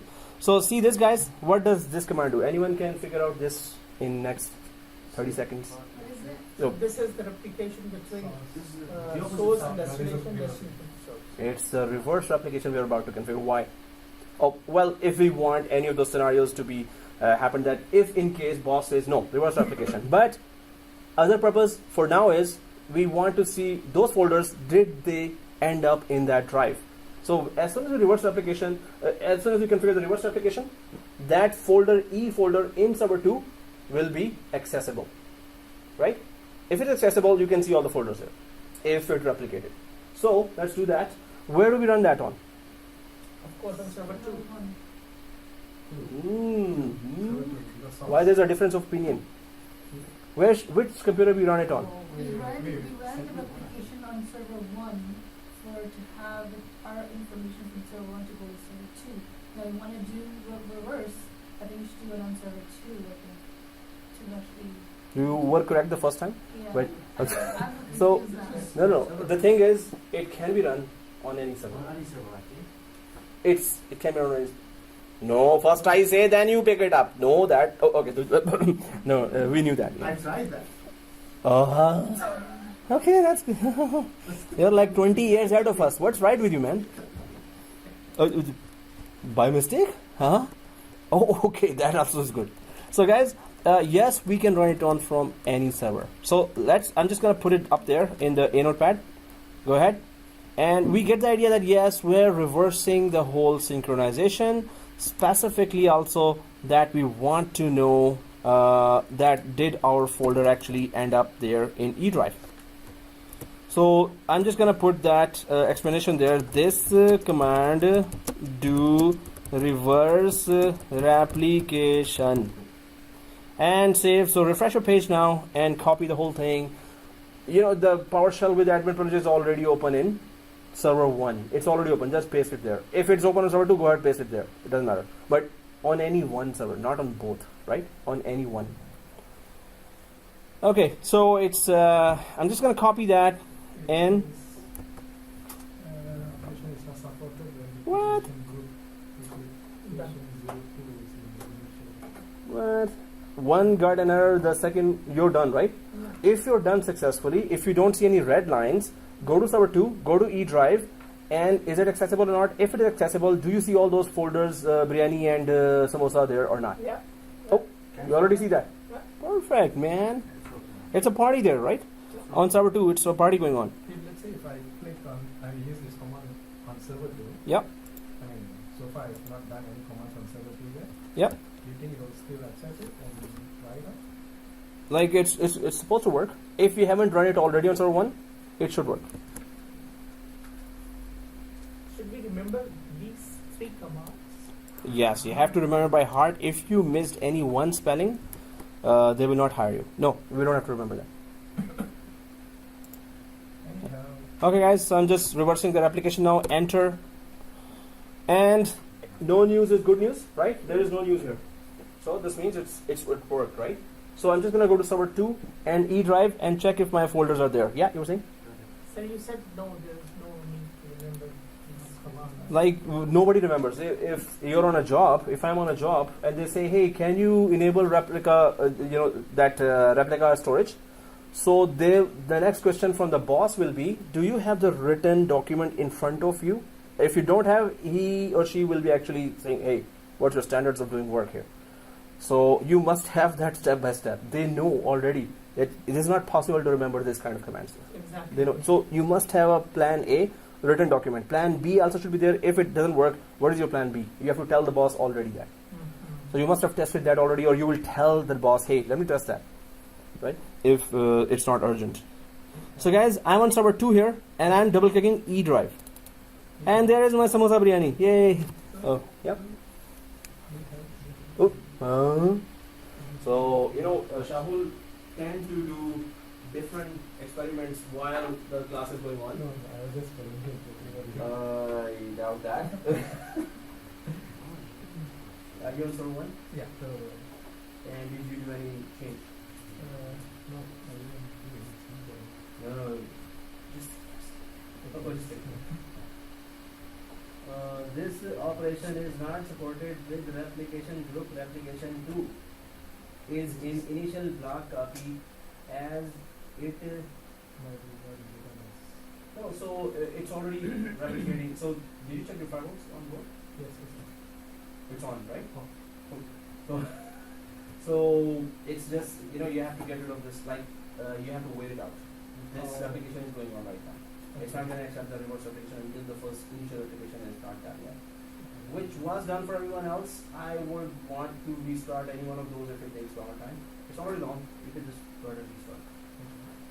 So what jobs are available in the market? Oh, too many. Is it? Too many. It's something weird. Mmm. I think it created a file with 8 gigabyte size on the disk F, drive F. Logs, right? Yeah. It creates a log file because it needs to log all the information which is going on, right? So log, that's why there is a log drive there. And it says that it will create that file there. So it's expected. It is supposed to happen this way. Okay, so whenever we create a change on the source server, It logs it. log that. Exactly. It logs that information. Okay, so why the time is still the same? No, time, PowerShell does not update right away from the log. It has to retrieve all the information from the log files. Normally in production environment also, we saw that PowerShell, if something happened just now, we have configured it, PowerShell will not give you the correct result, even if you configured it 2 days ago. Sometimes PowerShell tend to give wrong information. So we just keep on changing our syntax, or we give it time, or we go to the server. If it's not going to cause downtime, we restart that service and then go for PowerShell, then it gives the correct time. Sometimes it just doesn't give the correct information. Then we go to different tools and check that information. Sometimes, very rare. Okay, just in case for Mhm. any unknown reason, Mm-hmm. and work environment. Yep. If that connection was broken. Yep. Is there any Recreate. bug? Just back up the whole folders and recreate. Yeah, event viewer. Go to event viewer. And the event. Well, go to event. Event viewer is our first ever, always our best friend. It's gonna save our job. Event viewer. Yeah. So, okay, guys, we get that idea, right? Replica DC. It does successful replication. It does reverse replication. It can be asynchronous. It can be synchronous, right? So we tested. We tried. We checked all these options there, and this is the concept of storage replica. So we get that, Okay. right? That works. See? Oh, what happened actually? I just restarted. All right, it's Microsoft, right? Yeah. So, okay, guys, storage replica is done. Let's go for the next topic. Yay! So, guys, here we have next topic now. Abu Bakr type of thing, like this. Actually, new language means enough. Yeah, this is supposed to be timeout, but this is supposed to be Enough. enough for your, in trouble. Alright, guys, the next topic is very, very small. It's so small, it's gonna finish at 11:30. The wall of fire. It's a firewall. Oh, okay, yeah. But this is the very important, very, very important. Which one? The firewall lab. Is it important? You said important. It's not that important. No, it's not important. I'm just It's saying. really Yeah. important. So, So could you kindly start the next week? Because it will be the. hey, we're gonna use up the whole 9:30. We have time. We still have time. Yeah, use up till last minute. Be productive. So in job environment, you cannot say, "Hey boss, can I go 2 hours early?" Right? In job, you can. Yeah, the boss will say, "Hey, what are we paying you for?" So you stay till the last minute. This is the class. Yeah. So we had committed for 9:30. Emulate We're that, gonna go that. the work. Yes, we have to practice from here. That we should not go for chutti. Chutti means off, time off. Yeah. So shortly. Chutti means no choti. That's choti is small, and this is our Urdu class as well. So yeah, chutti means time off or day off, full day off. Yeah. No, there are two meanings. That other meaning is small and day off. Both work. Okay, guys. So wall of fire. What is wall of fire? Right? Okay. So, just before. Yeah. The F disk. Yeah. It will only contain the Only log files. Yes. It Or cannot, storage. and we should not put any data there as well. Data disk for data. And it's not necessary to have just one disk. We can have 2 data disks, 1 log file, log disk, right? We can have 3 data disks and 1 log disk, right? Or we can have 3 more servers, 1 source, other 3 destinations. We can expand it, we can scale it. But the log disk, just 1. And you must not put data there. We should not. We can, technically we can put, but if you're doing this kind of configuration, better not to put. Microsoft says don't touch that. And it's also replicated. Oh yeah. It's the other partner is actually accessing this log. Hey, do you have something? Yes, we have something. Okay, what is there? So check the disk. Log files are communicating. That's why they were created there. Basically, you need to have 2 disks to have replica storage created there, right? Log files will be accessed by the other server to check what's going on. Any news for me? Yeah. Yeah. Okay, so for how many servers we can deploy this? Oh, well, it was saying more than 2 or 3, but it does not say maximum. I would have to go to technet.com to check that. So just StorageReplica and maximum servers. You can just check that. Okay. Okay, guys. So let's go for wall of fire. I'll just fill up this water. I don't know why I'm heating up. So I'll just put the water there.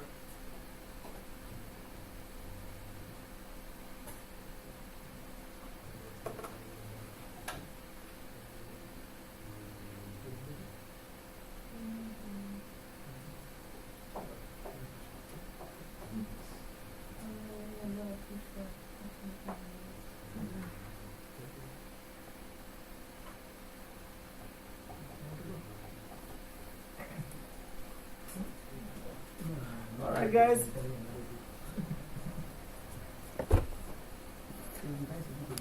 Alright, guys. So now we're talking about firewall. So what is firewall? Okay, you're right. Next topic is. Okay. So wall of firewall.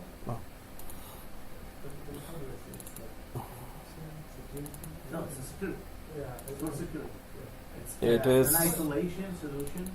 It's for secretary. Oh no, security. Isolation solution. Like a security. It could be either a software or hardware. Or both. Like a Yeah. security check, like security check point, right? Yeah. Like something like the airport. Before you enter, they check all of. Then before they allow us. Packet filtering.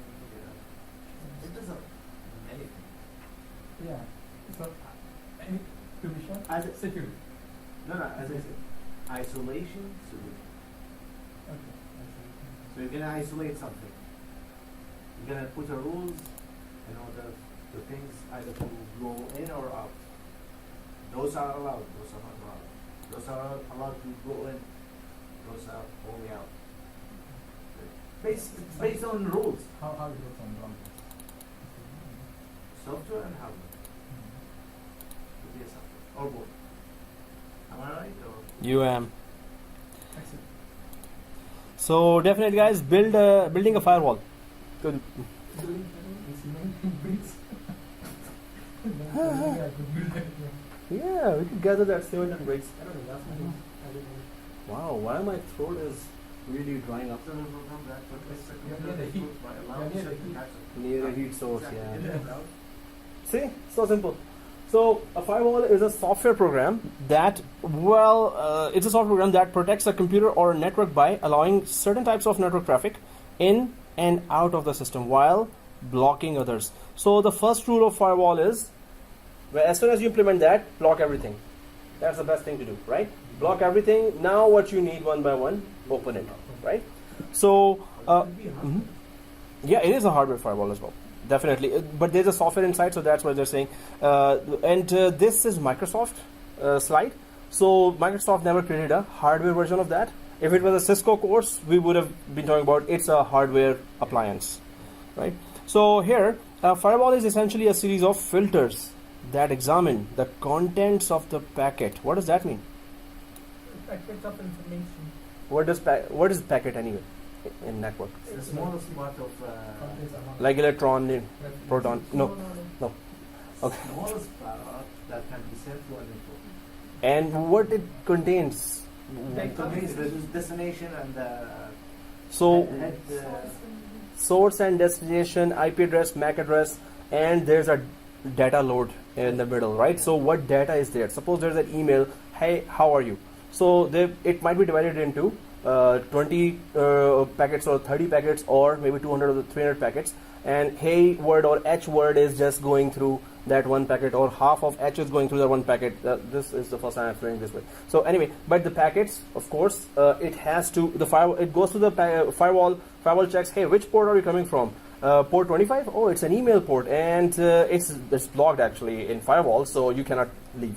Or you cannot leave as well. No, just kidding. So, but packet has information about the port, what type of traffic it's going. So you have enabled port 80, which is HTTP internet, right? So, but the traffic, the software that is sending the data is from Exchange server, which is port 25.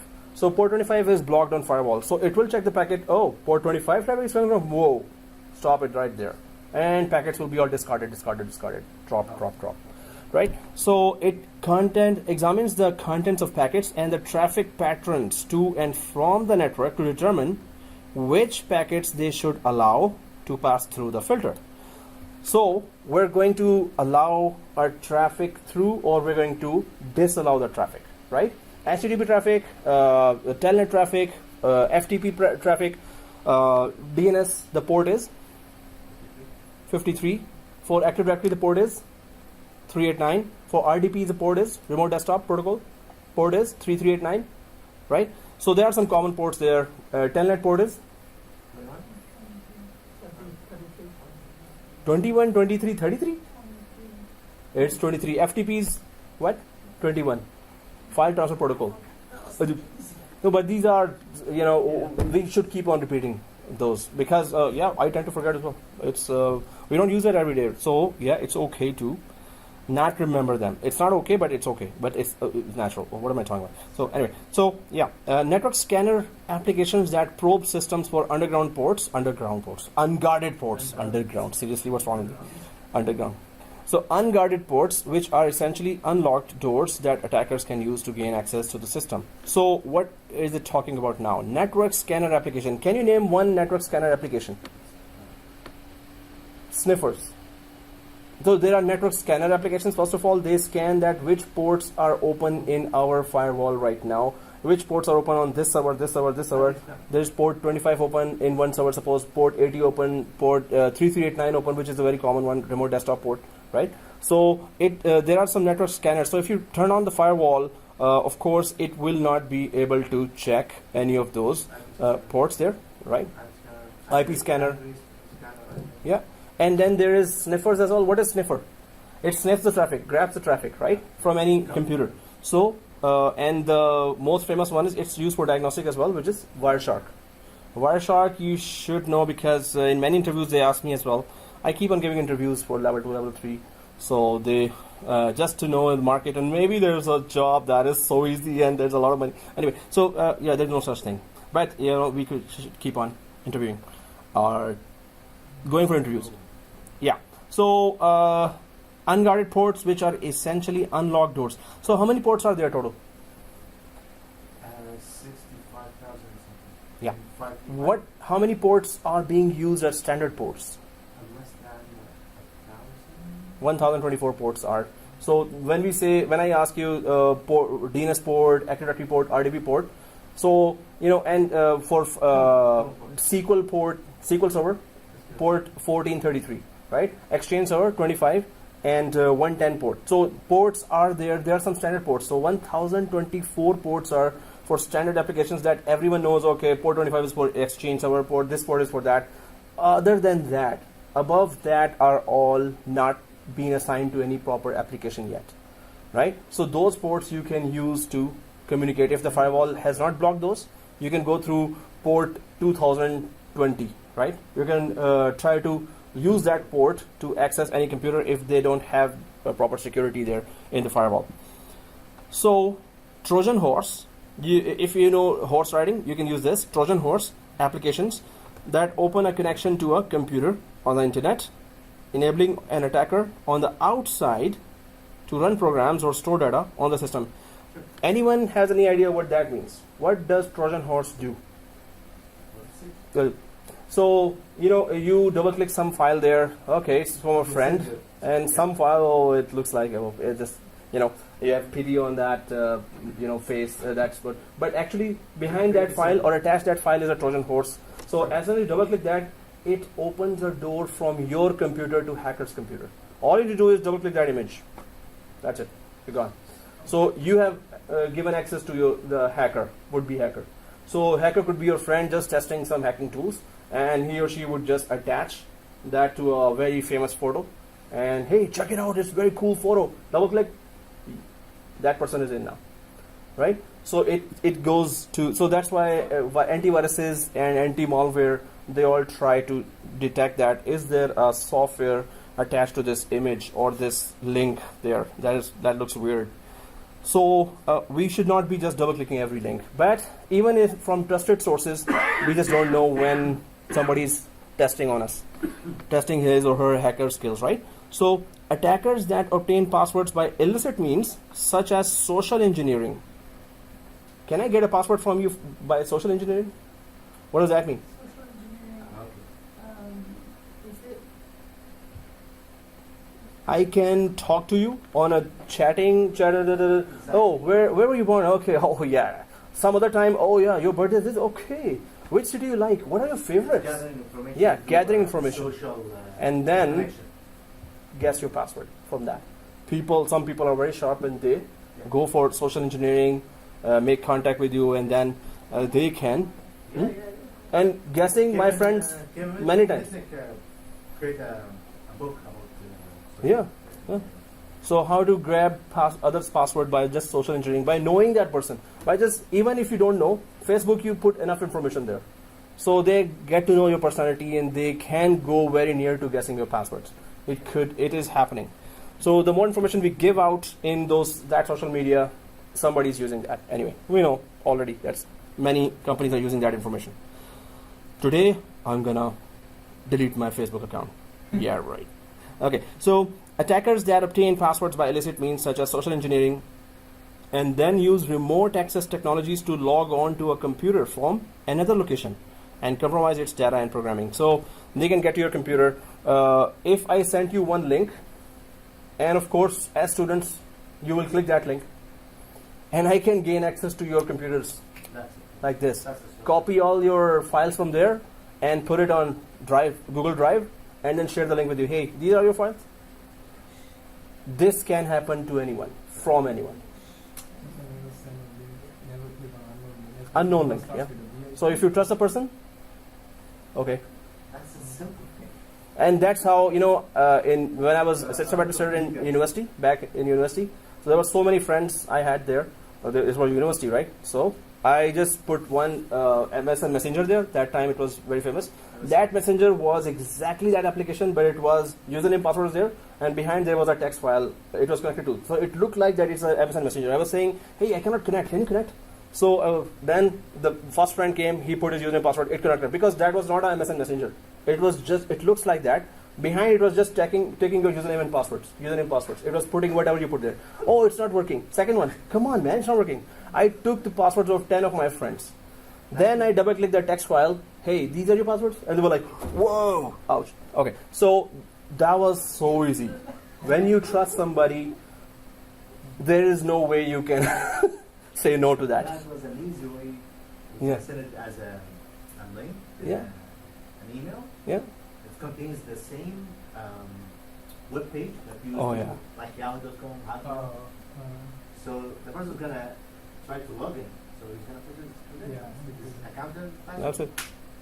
Especially, And you upload it to the server. Yeah. The front portion will always look the same. It will look the It's same. where the back portion replaces. Exactly. My lawyer, sir, Mm. You'll have to in be- office, someone called her, they have to be from there. Uh-huh. Got it to You'll her have to laptop. stop. Oh, exactly. No, so we don't know her. Yeah. And the guy got into her laptop. Mm-hmm. So she was, after she asked the guy to meet it, the guy Mhm. just, oh, we're going to send some people down. He already managed to get into her laptop. Okay. So after that, she said disconnect everything. She had to reformat the whole hard disk. Mm. Only problem, she's worried about the details Yeah. that she had on the laptop. So yeah, we have to be very careful about that. And check it. Check it. The app has one problem I as think well. I'm gonna go into The moment when you download your apps, take note of the permission. It's a long. yeah, exactly. Okay, guys. So let's Exactly. yeah, And the George Brown is doing like that, the course. on security. Yeah. Oh, it's online course as well. Which is here? Better go for CEH, guys, Yeah. which is certified ethical hacker, right? So go for that. But the Netplus is not doing it. No, certified ethical hacker. Well, there are White hat hacker. yeah, white hat exactly, Not the black. not the black hat. So guys, let's try to go ahead, and also the mini class. Yeah. So, sir.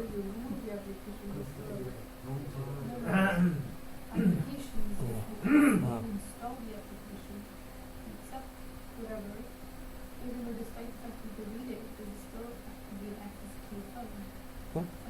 Not this one. Well, I'm sure it is possible. No, once you delete it, especially when you have some application on the phone itself, there's a permission thing.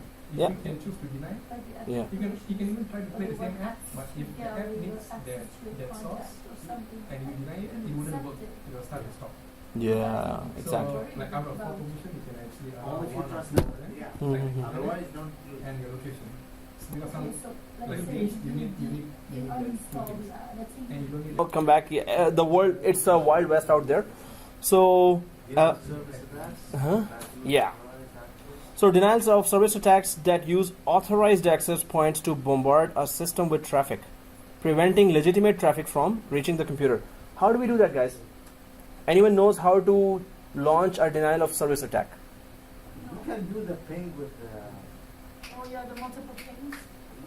That's the Multiple, simplest. but That's no, the simplest. there's a ping command specifically Yeah. that you can send very large packets. Yeah. Very large packets. But the problem with that is, don't try that first of all. Second thing, the problem with that is if you send large packets, it's gonna come back as well to you, right? So it will track where it started from. It will tell you where it started from, right? So here, the three most important criteria that firewalls can use in their rules are IP addresses, protocol numbers, and port numbers here, right? Somebody is excited to share all the information. So, Protocol type. safety information, okay. I would say protocol type. Protocol numbers. Yeah, it's welcome to Microsoft. Yeah. So IP addresses, identity specific hosts on the network. You can use IP addresses to configure a firewall to allow only traffic from specific computers, right? If someone is Yeah. like most of the time we are receiving a call from the Microsoft. for the I'm calling blah blah. This is the call. Yes, you should say yes. No, but it sometimes happen by mistake. We are giving the permission to scan the systems or something like that. So, So is it the possible the second time? Because whenever the person is into my computer, they know my IP, they know my protocol number, they know the port numbers, blah blah blah blah. In the second time, can we change it for the IP addresses and? well, it's a local IP, and what application they use to log into your computer to troubleshoot your issue they are supposed. So first of all, Microsoft can give services to the companies, right? But it happened also that I called Samsung for my TV that hey, it doesn't have those applications. So Samsung guys logged into my TV, and I was like, what? So and they were just doing things. They were controlling my TV, and I was like, whew. Now I cannot change anything about that. I can trust. I have to trust them, right? That I hope they don't get into my TV again. But they fixed that problem. They installed that firmware again. So if it's an official vendor, yes, you have to let them in. But how to secure that? We must know that what applications were installed during their process, were those applications uninstalled after that, and have your firewall and antivirus. A firewall should be always up, and antivirus should be letter signatures, and anti-malware letter signatures. That's all we can The do. firewall is always Up, off, on, on. has to be on, always on. At home, we should do that, right? Okay. But TV does not have firewall, so Of it's course. like, okay. No, but okay, this is only the way we are, Yeah, interacting with that, and we don't have much choice here other than how much knowledge we have about what hackers can do. So IPS, IDS, you can just go for some very good intrusion prevention software and intrusion detection software. That will tell you at least somebody's intruding without your permission now. Can we change the password as well for a protection? So I'm staring at you now, and I'm about to throw this bottle on you as a gift. They catch it, and of course we can change the password. What kind of question is that? No. For I'm gonna pick up the chair now. No. Yes. What's the next question? No. It must not be that basic. So No. Just my kidding. my Yeah. question is that if we change the password, so the next time or the second time, can he able to enter my? oh, we cannot say that how advanced they are. Again, what I'm saying This is, is my question. oh, that was the question, because I was like, of course we can change the password, but can he know? Well, how much knowledgeable we are about that? So did you open some application that opened a back door to that guy? Or if that guy, whenever they connect, they use WebEx, they use Join Me, or they use TeamViewer, right? You know those applications there? Yes. If those applications are still there, uninstall them. RDP port, so turn on firewall and check what ports have been accepted there, ports have been added there as exceptions. If RDP is there, remove it. But if you're using yourself RDP, then we have to add it. Then have other security measures up there, right? So I had one very good one, which was IPS, intrusion prevention software. It was telling me at once, but it was giving me many false alarms. That's why I had to remove it. Nobody connected, but it says, oh, somebody connected. I'm looking everywhere, and there's nobody. But when somebody did connect, yes, every time it told me that it was correct if somebody connected. But if some application connected from the network, somebody pinged, it would say somebody. So we need to have some good intrusion prevention software. That's not Huh? Kaspersky? Yeah, it's good. Antivirus. Yeah, because so far I realize the way it protects, even up to the way when I want to type in some stuff, it has its own keyboard if I want to use encrypted Nice. Yeah, That's good. That prevents keylogins. Yeah. Key logging I used to use a lot before. Well, in back those days we were so we used to learn hacking more, right, at that time. I agree. During the time when the virus This video will not be uploaded. I agree with that. If the previous time, You can use the netstat-a To know the connections. to check the Yeah, your so- ports. Some students go for CEH, Certified Ethical Hacker. And there's a lot of demand for security nowadays. The top paying job is security job, right? So, okay guys, here protocol, so IP addresses we can put in firewall, protocol numbers, security, specify whether the packet contains TCP or UDP, right? So what is the difference between TCP and UDP? TCP requires security communication, also I can send just Acknowledgement as well. UDP is like you throw and you don't care. You throw the data, right? So here you can filter protocol numbers to block packets containing certain types of traffic. So maybe you can block UDP traffic, right? Hey, it has to be acknowledged traffic only. I only accept, but sometimes there's crucial traffic that is sent by UDP as well. 5. Okay, so yeah, and port numbers. Identify specific applications running on the computer. The most common firewall rules use port numbers to specify the types of applications traffic the computer is allowed to send and receive. Okay, yeah, what it says is that's how we control the traffic, through ports. That's the most common way of doing it. You can block IP addresses. I don't want any traffic coming from 10.0.0 range. Block the whole IP range, right? Or some subnet there. Suppose you have the subnets there. So otherwise, TCP, UDP, better. This is the most common way of block the port, right? This traffic, the port 25 is blocked. No email now, right? So you can block port. So any kind of applications, they have to use a port. Any kind of application, they have to use some port, right? You know that ports, block it. Actually, firewall, when you implement, it blocks everything. You want that application to communicate, then add it to exceptions. What is exceptions? Exception is like exception. Yes, exactly. So let's go ahead. Allows. No, is it ACC or EXCE? Which exception are we talking about? Kabula, Kabula. Oh, accept. I accept. Exception, something exception in a Accept this, right? So block everything except this. Don't block this one. Exceptions, right? Allow this. Yeah, you're right. Whatever you said. So, so here, so admit all traffic or block all traffic. Of course. Now let's go to the firewall. Yay! firewall setting. Oh. We all understood that very clearly. Not. So, the Windows Firewall Control Panel provides a simplified interface that enables you to avoid the details. Could you Yes, I could. like No, that's guys not are possible. disturbing, so I forget it my question. You are Yeah, I know I'm good. Yeah.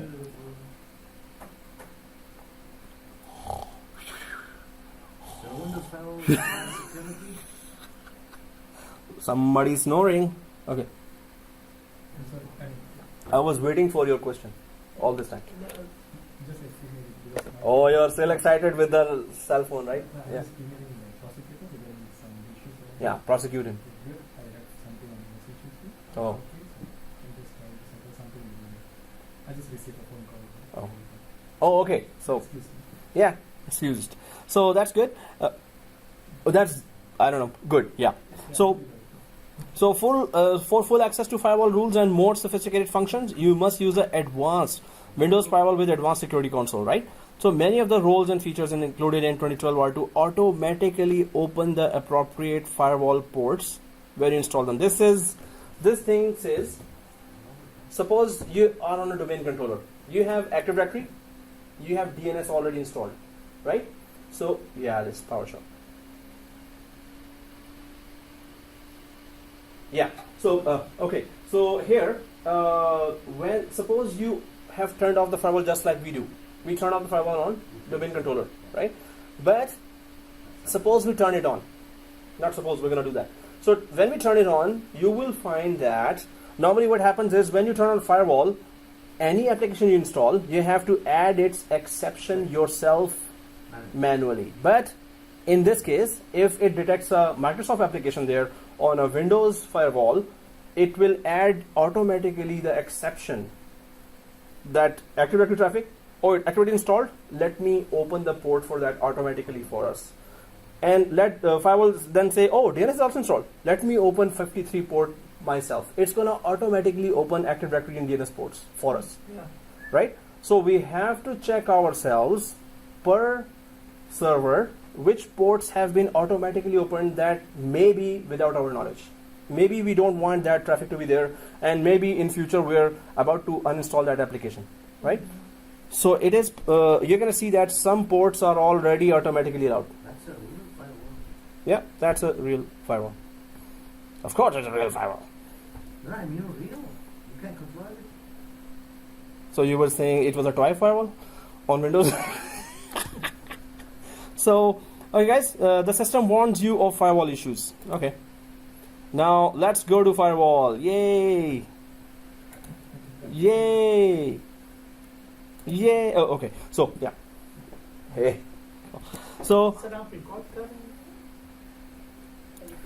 yay! So let's go for firewall control panel. So let's go to the firewall. This is what we are so familiar with, right?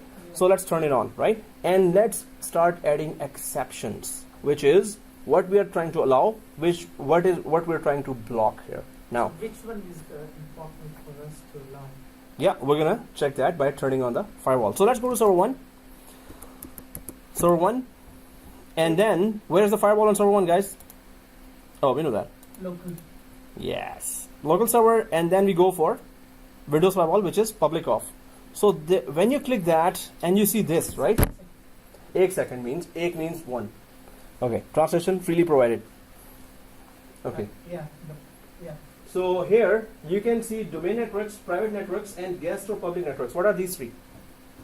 Domain is for the domain network. why there are three here? Yeah, what was saying? The Yeah. private, that's a private local land without a domain. Let's say for a home user or a small company. Mhm. It gets to the public when you are connecting to a public Starbucks like or- Starbucks, yeah. for example. Okay, so exactly, definitely there are three profiles there. Public one should have the most restrictive security, and domain networks will have comparably lesser security. Why? It considers domain network already as secure. You must have a firewall on the perimeter anyway, right? So it needs to, it is less restrictive as well, less restrictive than this, because it needs to open Active Directory ports, DNS ports, DHCP ports. Well, these are common infrastructure servers, right? You have to enable that traffic, otherwise your network will not work. More permission- Network not work. more permission on that, except yes, it's least permissions. That Exactly. Yeah. So private networks at home, hacker attacks happen a lot at home as well. So we will be turning on all three, right? So, but we will be concerned about domain networks. But if it's a laptop, you're moving, right? You're on the move. You're in a hotel, and then you're going to go for a meeting. So it's all unsecure network now that you're going on, right? So in that case, you must have public firewall always open. So let's go for turn on. Guys, before that. Yeah. No, you hurt our feelings by coughing. Why you cough? Okay, so just kidding. So advanced settings here. Do you see this advanced settings? Yeah. Do you see the advanced settings? If we click that, it goes and then starts giving us the creation. We can just create more extensive rules with lots and lots of options here, right? But let's go back to, I just wanted you to click there just to see, because we're going to be later coming here. So let's close that.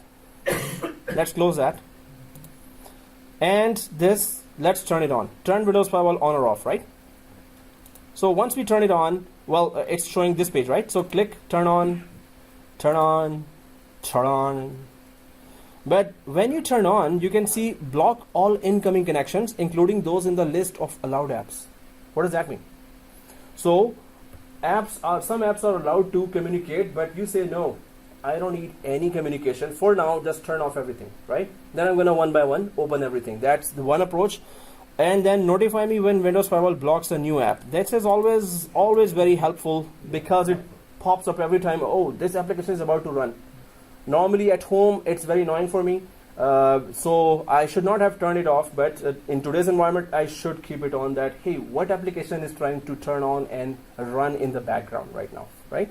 So if we have the notification here, that's always, at least you're informed about any security threats that's about to come, right? And you need this kind of permission in the browser as well? Just to play safe. It's just that a lot of pop-ups come in. So we tend to then get annoyed one day and we're like, come on, just turn off everything. But that's the most unsecure thing to do. And your all pictures at home pictures, family pictures are at risk. Anyone can just come in if your firewalls are not on, right? And any link we click, we may have already given access to an outsider already, and we don't know that, right? So in the home, we can turn on the firewall, and we can notify when always the second one is. Yeah. Best way to protect the home network is because of Wi-Fi, there are so many applications that, Right. if I'm in your proximity with my laptop, that's it, I'm inside already. Uh-huh. And I'm looking at your computers, and then, there's a lot of pictures there. Copy everything.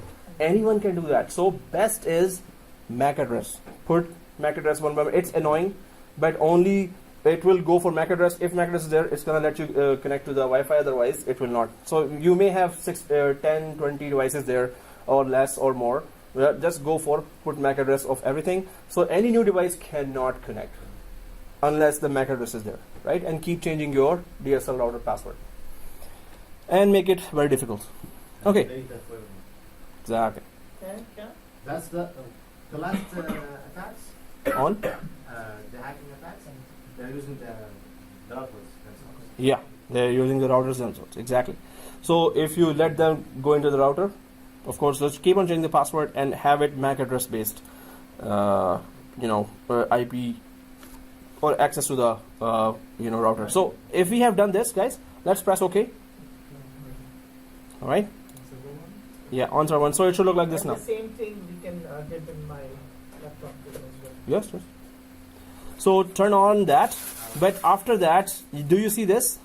Allow an app or feature through Windows Firewall, right? Yeah. We all see that. So click that, allow an app or feature through Windows Firewall. Now you can see that in 3 profiles, what applications are already allowed to communicate. While the firewall is still on, these applications are able to communicate. We can block that for the sake of security, but do we need it to basically run our network? Of course we need Active Directory to run our network. Authentication, authorization, accounting. Of course we need DNS as well. But there are many others that, so all join router, that's another feature that I would want to go to technet.com and I will just Google it. Hey, what is that all join router? Maybe that's a feature Microsoft says, oh, it's a very good feature. Let's turn it on for everyone, so they could buy the license for that. Just for marketing purpose, they turn it on. But in production environment, I would go for each feature. What is available? Why is it on? Right? Do we really need it to make our network work, or do we don't? So we can just uncheck whichever we don't need. Right? I don't know why this is on. Right? Yeah. So if we click this here, does it give any explanation anywhere? What is all join router? Everyone sees that all join? Right? So details are not there. So anyway, it's available just for domain and private. I would want to do research because there are hundreds of features that are totally new and they may not even be course exam objectives, but they're there. You will see one feature very familiar at the bottom. Xbox Game UI, yay! Yeah. So in our domain firewall, Xbox is also Mandatory. on mandatory. Okay, so definitely I would uncheck all those, right? So if I want to really secure, but which profile I'm checking it for? So in as soon as my laptop is inside the company, of course, domain related some features I need them, I would keep them on. Active Directory services and DNS core networking I need. Cortana I would just kick out. So all those services that would want to communicate and send its information outside of this computer, right? So I would just uncheck all join. Let's see what happens. And cast to device function. I would want to check all these information. I would just go to But that looks like that. technet.com. The thing that we use, from device from phone to the TV. Cast to device functionality. Yeah, this is That is cast means streaming. Cast Video the streaming. screen of the computer or a TV. Yeah. Or Another word is something. like Hmm. something basically. Exactly. So definitely we don't need that. So okay. So but if our basic functionality stops working, then we're gonna check that what's the. So I would have done that in a production environment. So Cortana we don't need that. Yeah. Bye bye. Core networking, DFS management. Anyone knows what's DFS? We did that lab. Yes. Distributed file system. Distribute file system.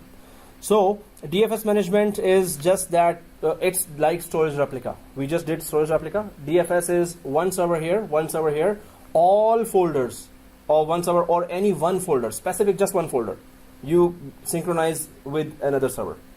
So here it's all drive. There just one folder. So that was DFS was the answer to your question. That only one folder. Yep. Sir, in my home Yeah. laptop, I always use firewall on. Mm-hmm. When this and in the laptop there is Windows 10. The almost on every Tuesday or maybe the Wednesday they are upgrading Yeah. the system. Which we should. So in this case, if we put the firewall on, so they are able to upgrade the system by automatically, or we always. Well, if they are able to do that while the firewall is on, this means their service is in the exceptions list right now. If you uncheck that, they won't be able to, and that's not a good idea. Exactly. So what is the best way to do it? No, keep it that way because you need that laptop to be upgraded, right? Updated. So if you have antivirus, you have Windows updates enabled, antivirus enabled, anti-malware. These three are enabled, and they have latest signatures downloaded. We're good. So we should keep it that way. We should not change that. So, but we can go through this list in our firewalls at home, Windows 10, and check if Xbox is open, this must be using some port that hackers would also know that Xbox port is open. And through firewall, it is open right now. So why don't we use that port to go inside that guy's computer? So we So already- uncheck. Okay, so in this Cortana, case, uncheck. Yeah. okay. So whatever we clearly know is something that we can work without. Uncheck it. I would like to a different solution Yeah. than Microsoft's. Linux, you can go for Linux. No, the software. Oh, okay. Firewall. Firewall. So normally if you install McAfee, which is $40 per year, that is very strong. McAfee is used by banks, right? So that's why normally I kept on McAfee. It's used by many of the banks. So 100,000 user, 100,000 computers, 200,000 computers, all McAfee. And so $40 McAfee, it really secures. Really, very good security. But anyway, all others, if you have trust on others, go for that, right? All others are also there to work, right? So I would just obviously, but guys, this is okay. We are removing, we get to understand, yes, we want to remove whatever we don't need, right? But if we don't know something, okay, what does it do? We have to first research, go Google it. What does it do? Oh, then after you understand what it do, just uncheck that if you don't need it, or keep it checked if you need it. So, but what's the best recommendation in security point of view? Then you have to Google and go to Microsoft site, technet.com, where you can check the security area and check that is it okay to see this StorageReplica. We use that, so it is. As soon as I open the firewall, I did not add that myself. It discovered this feature is there. It turned it on.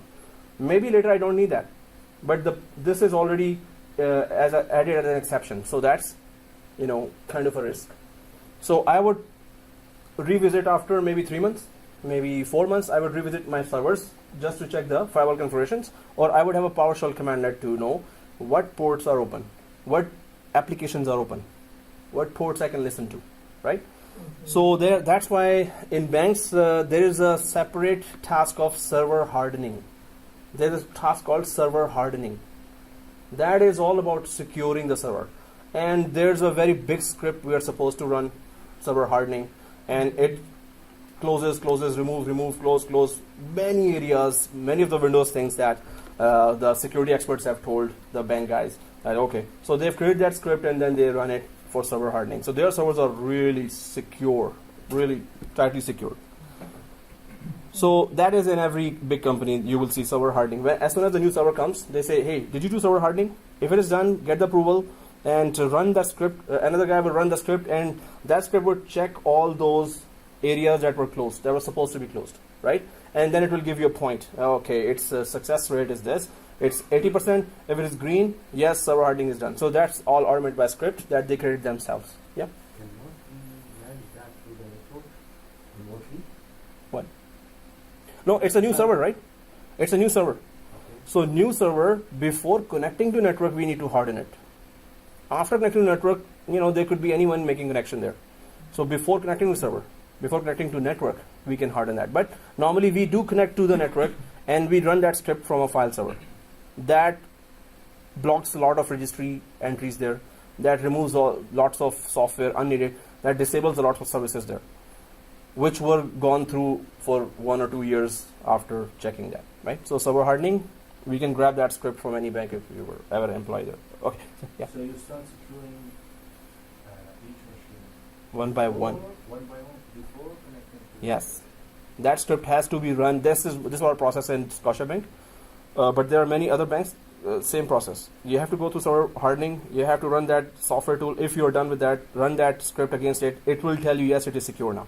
It will check all those areas which are supposed to be blocked and disabled, right? So that's how they secure their server. I thought it's gonna be deployed to the network. Like Yes, the GPU. even the script is deployed on the network. No, that is afterwards. First we harden locally the server.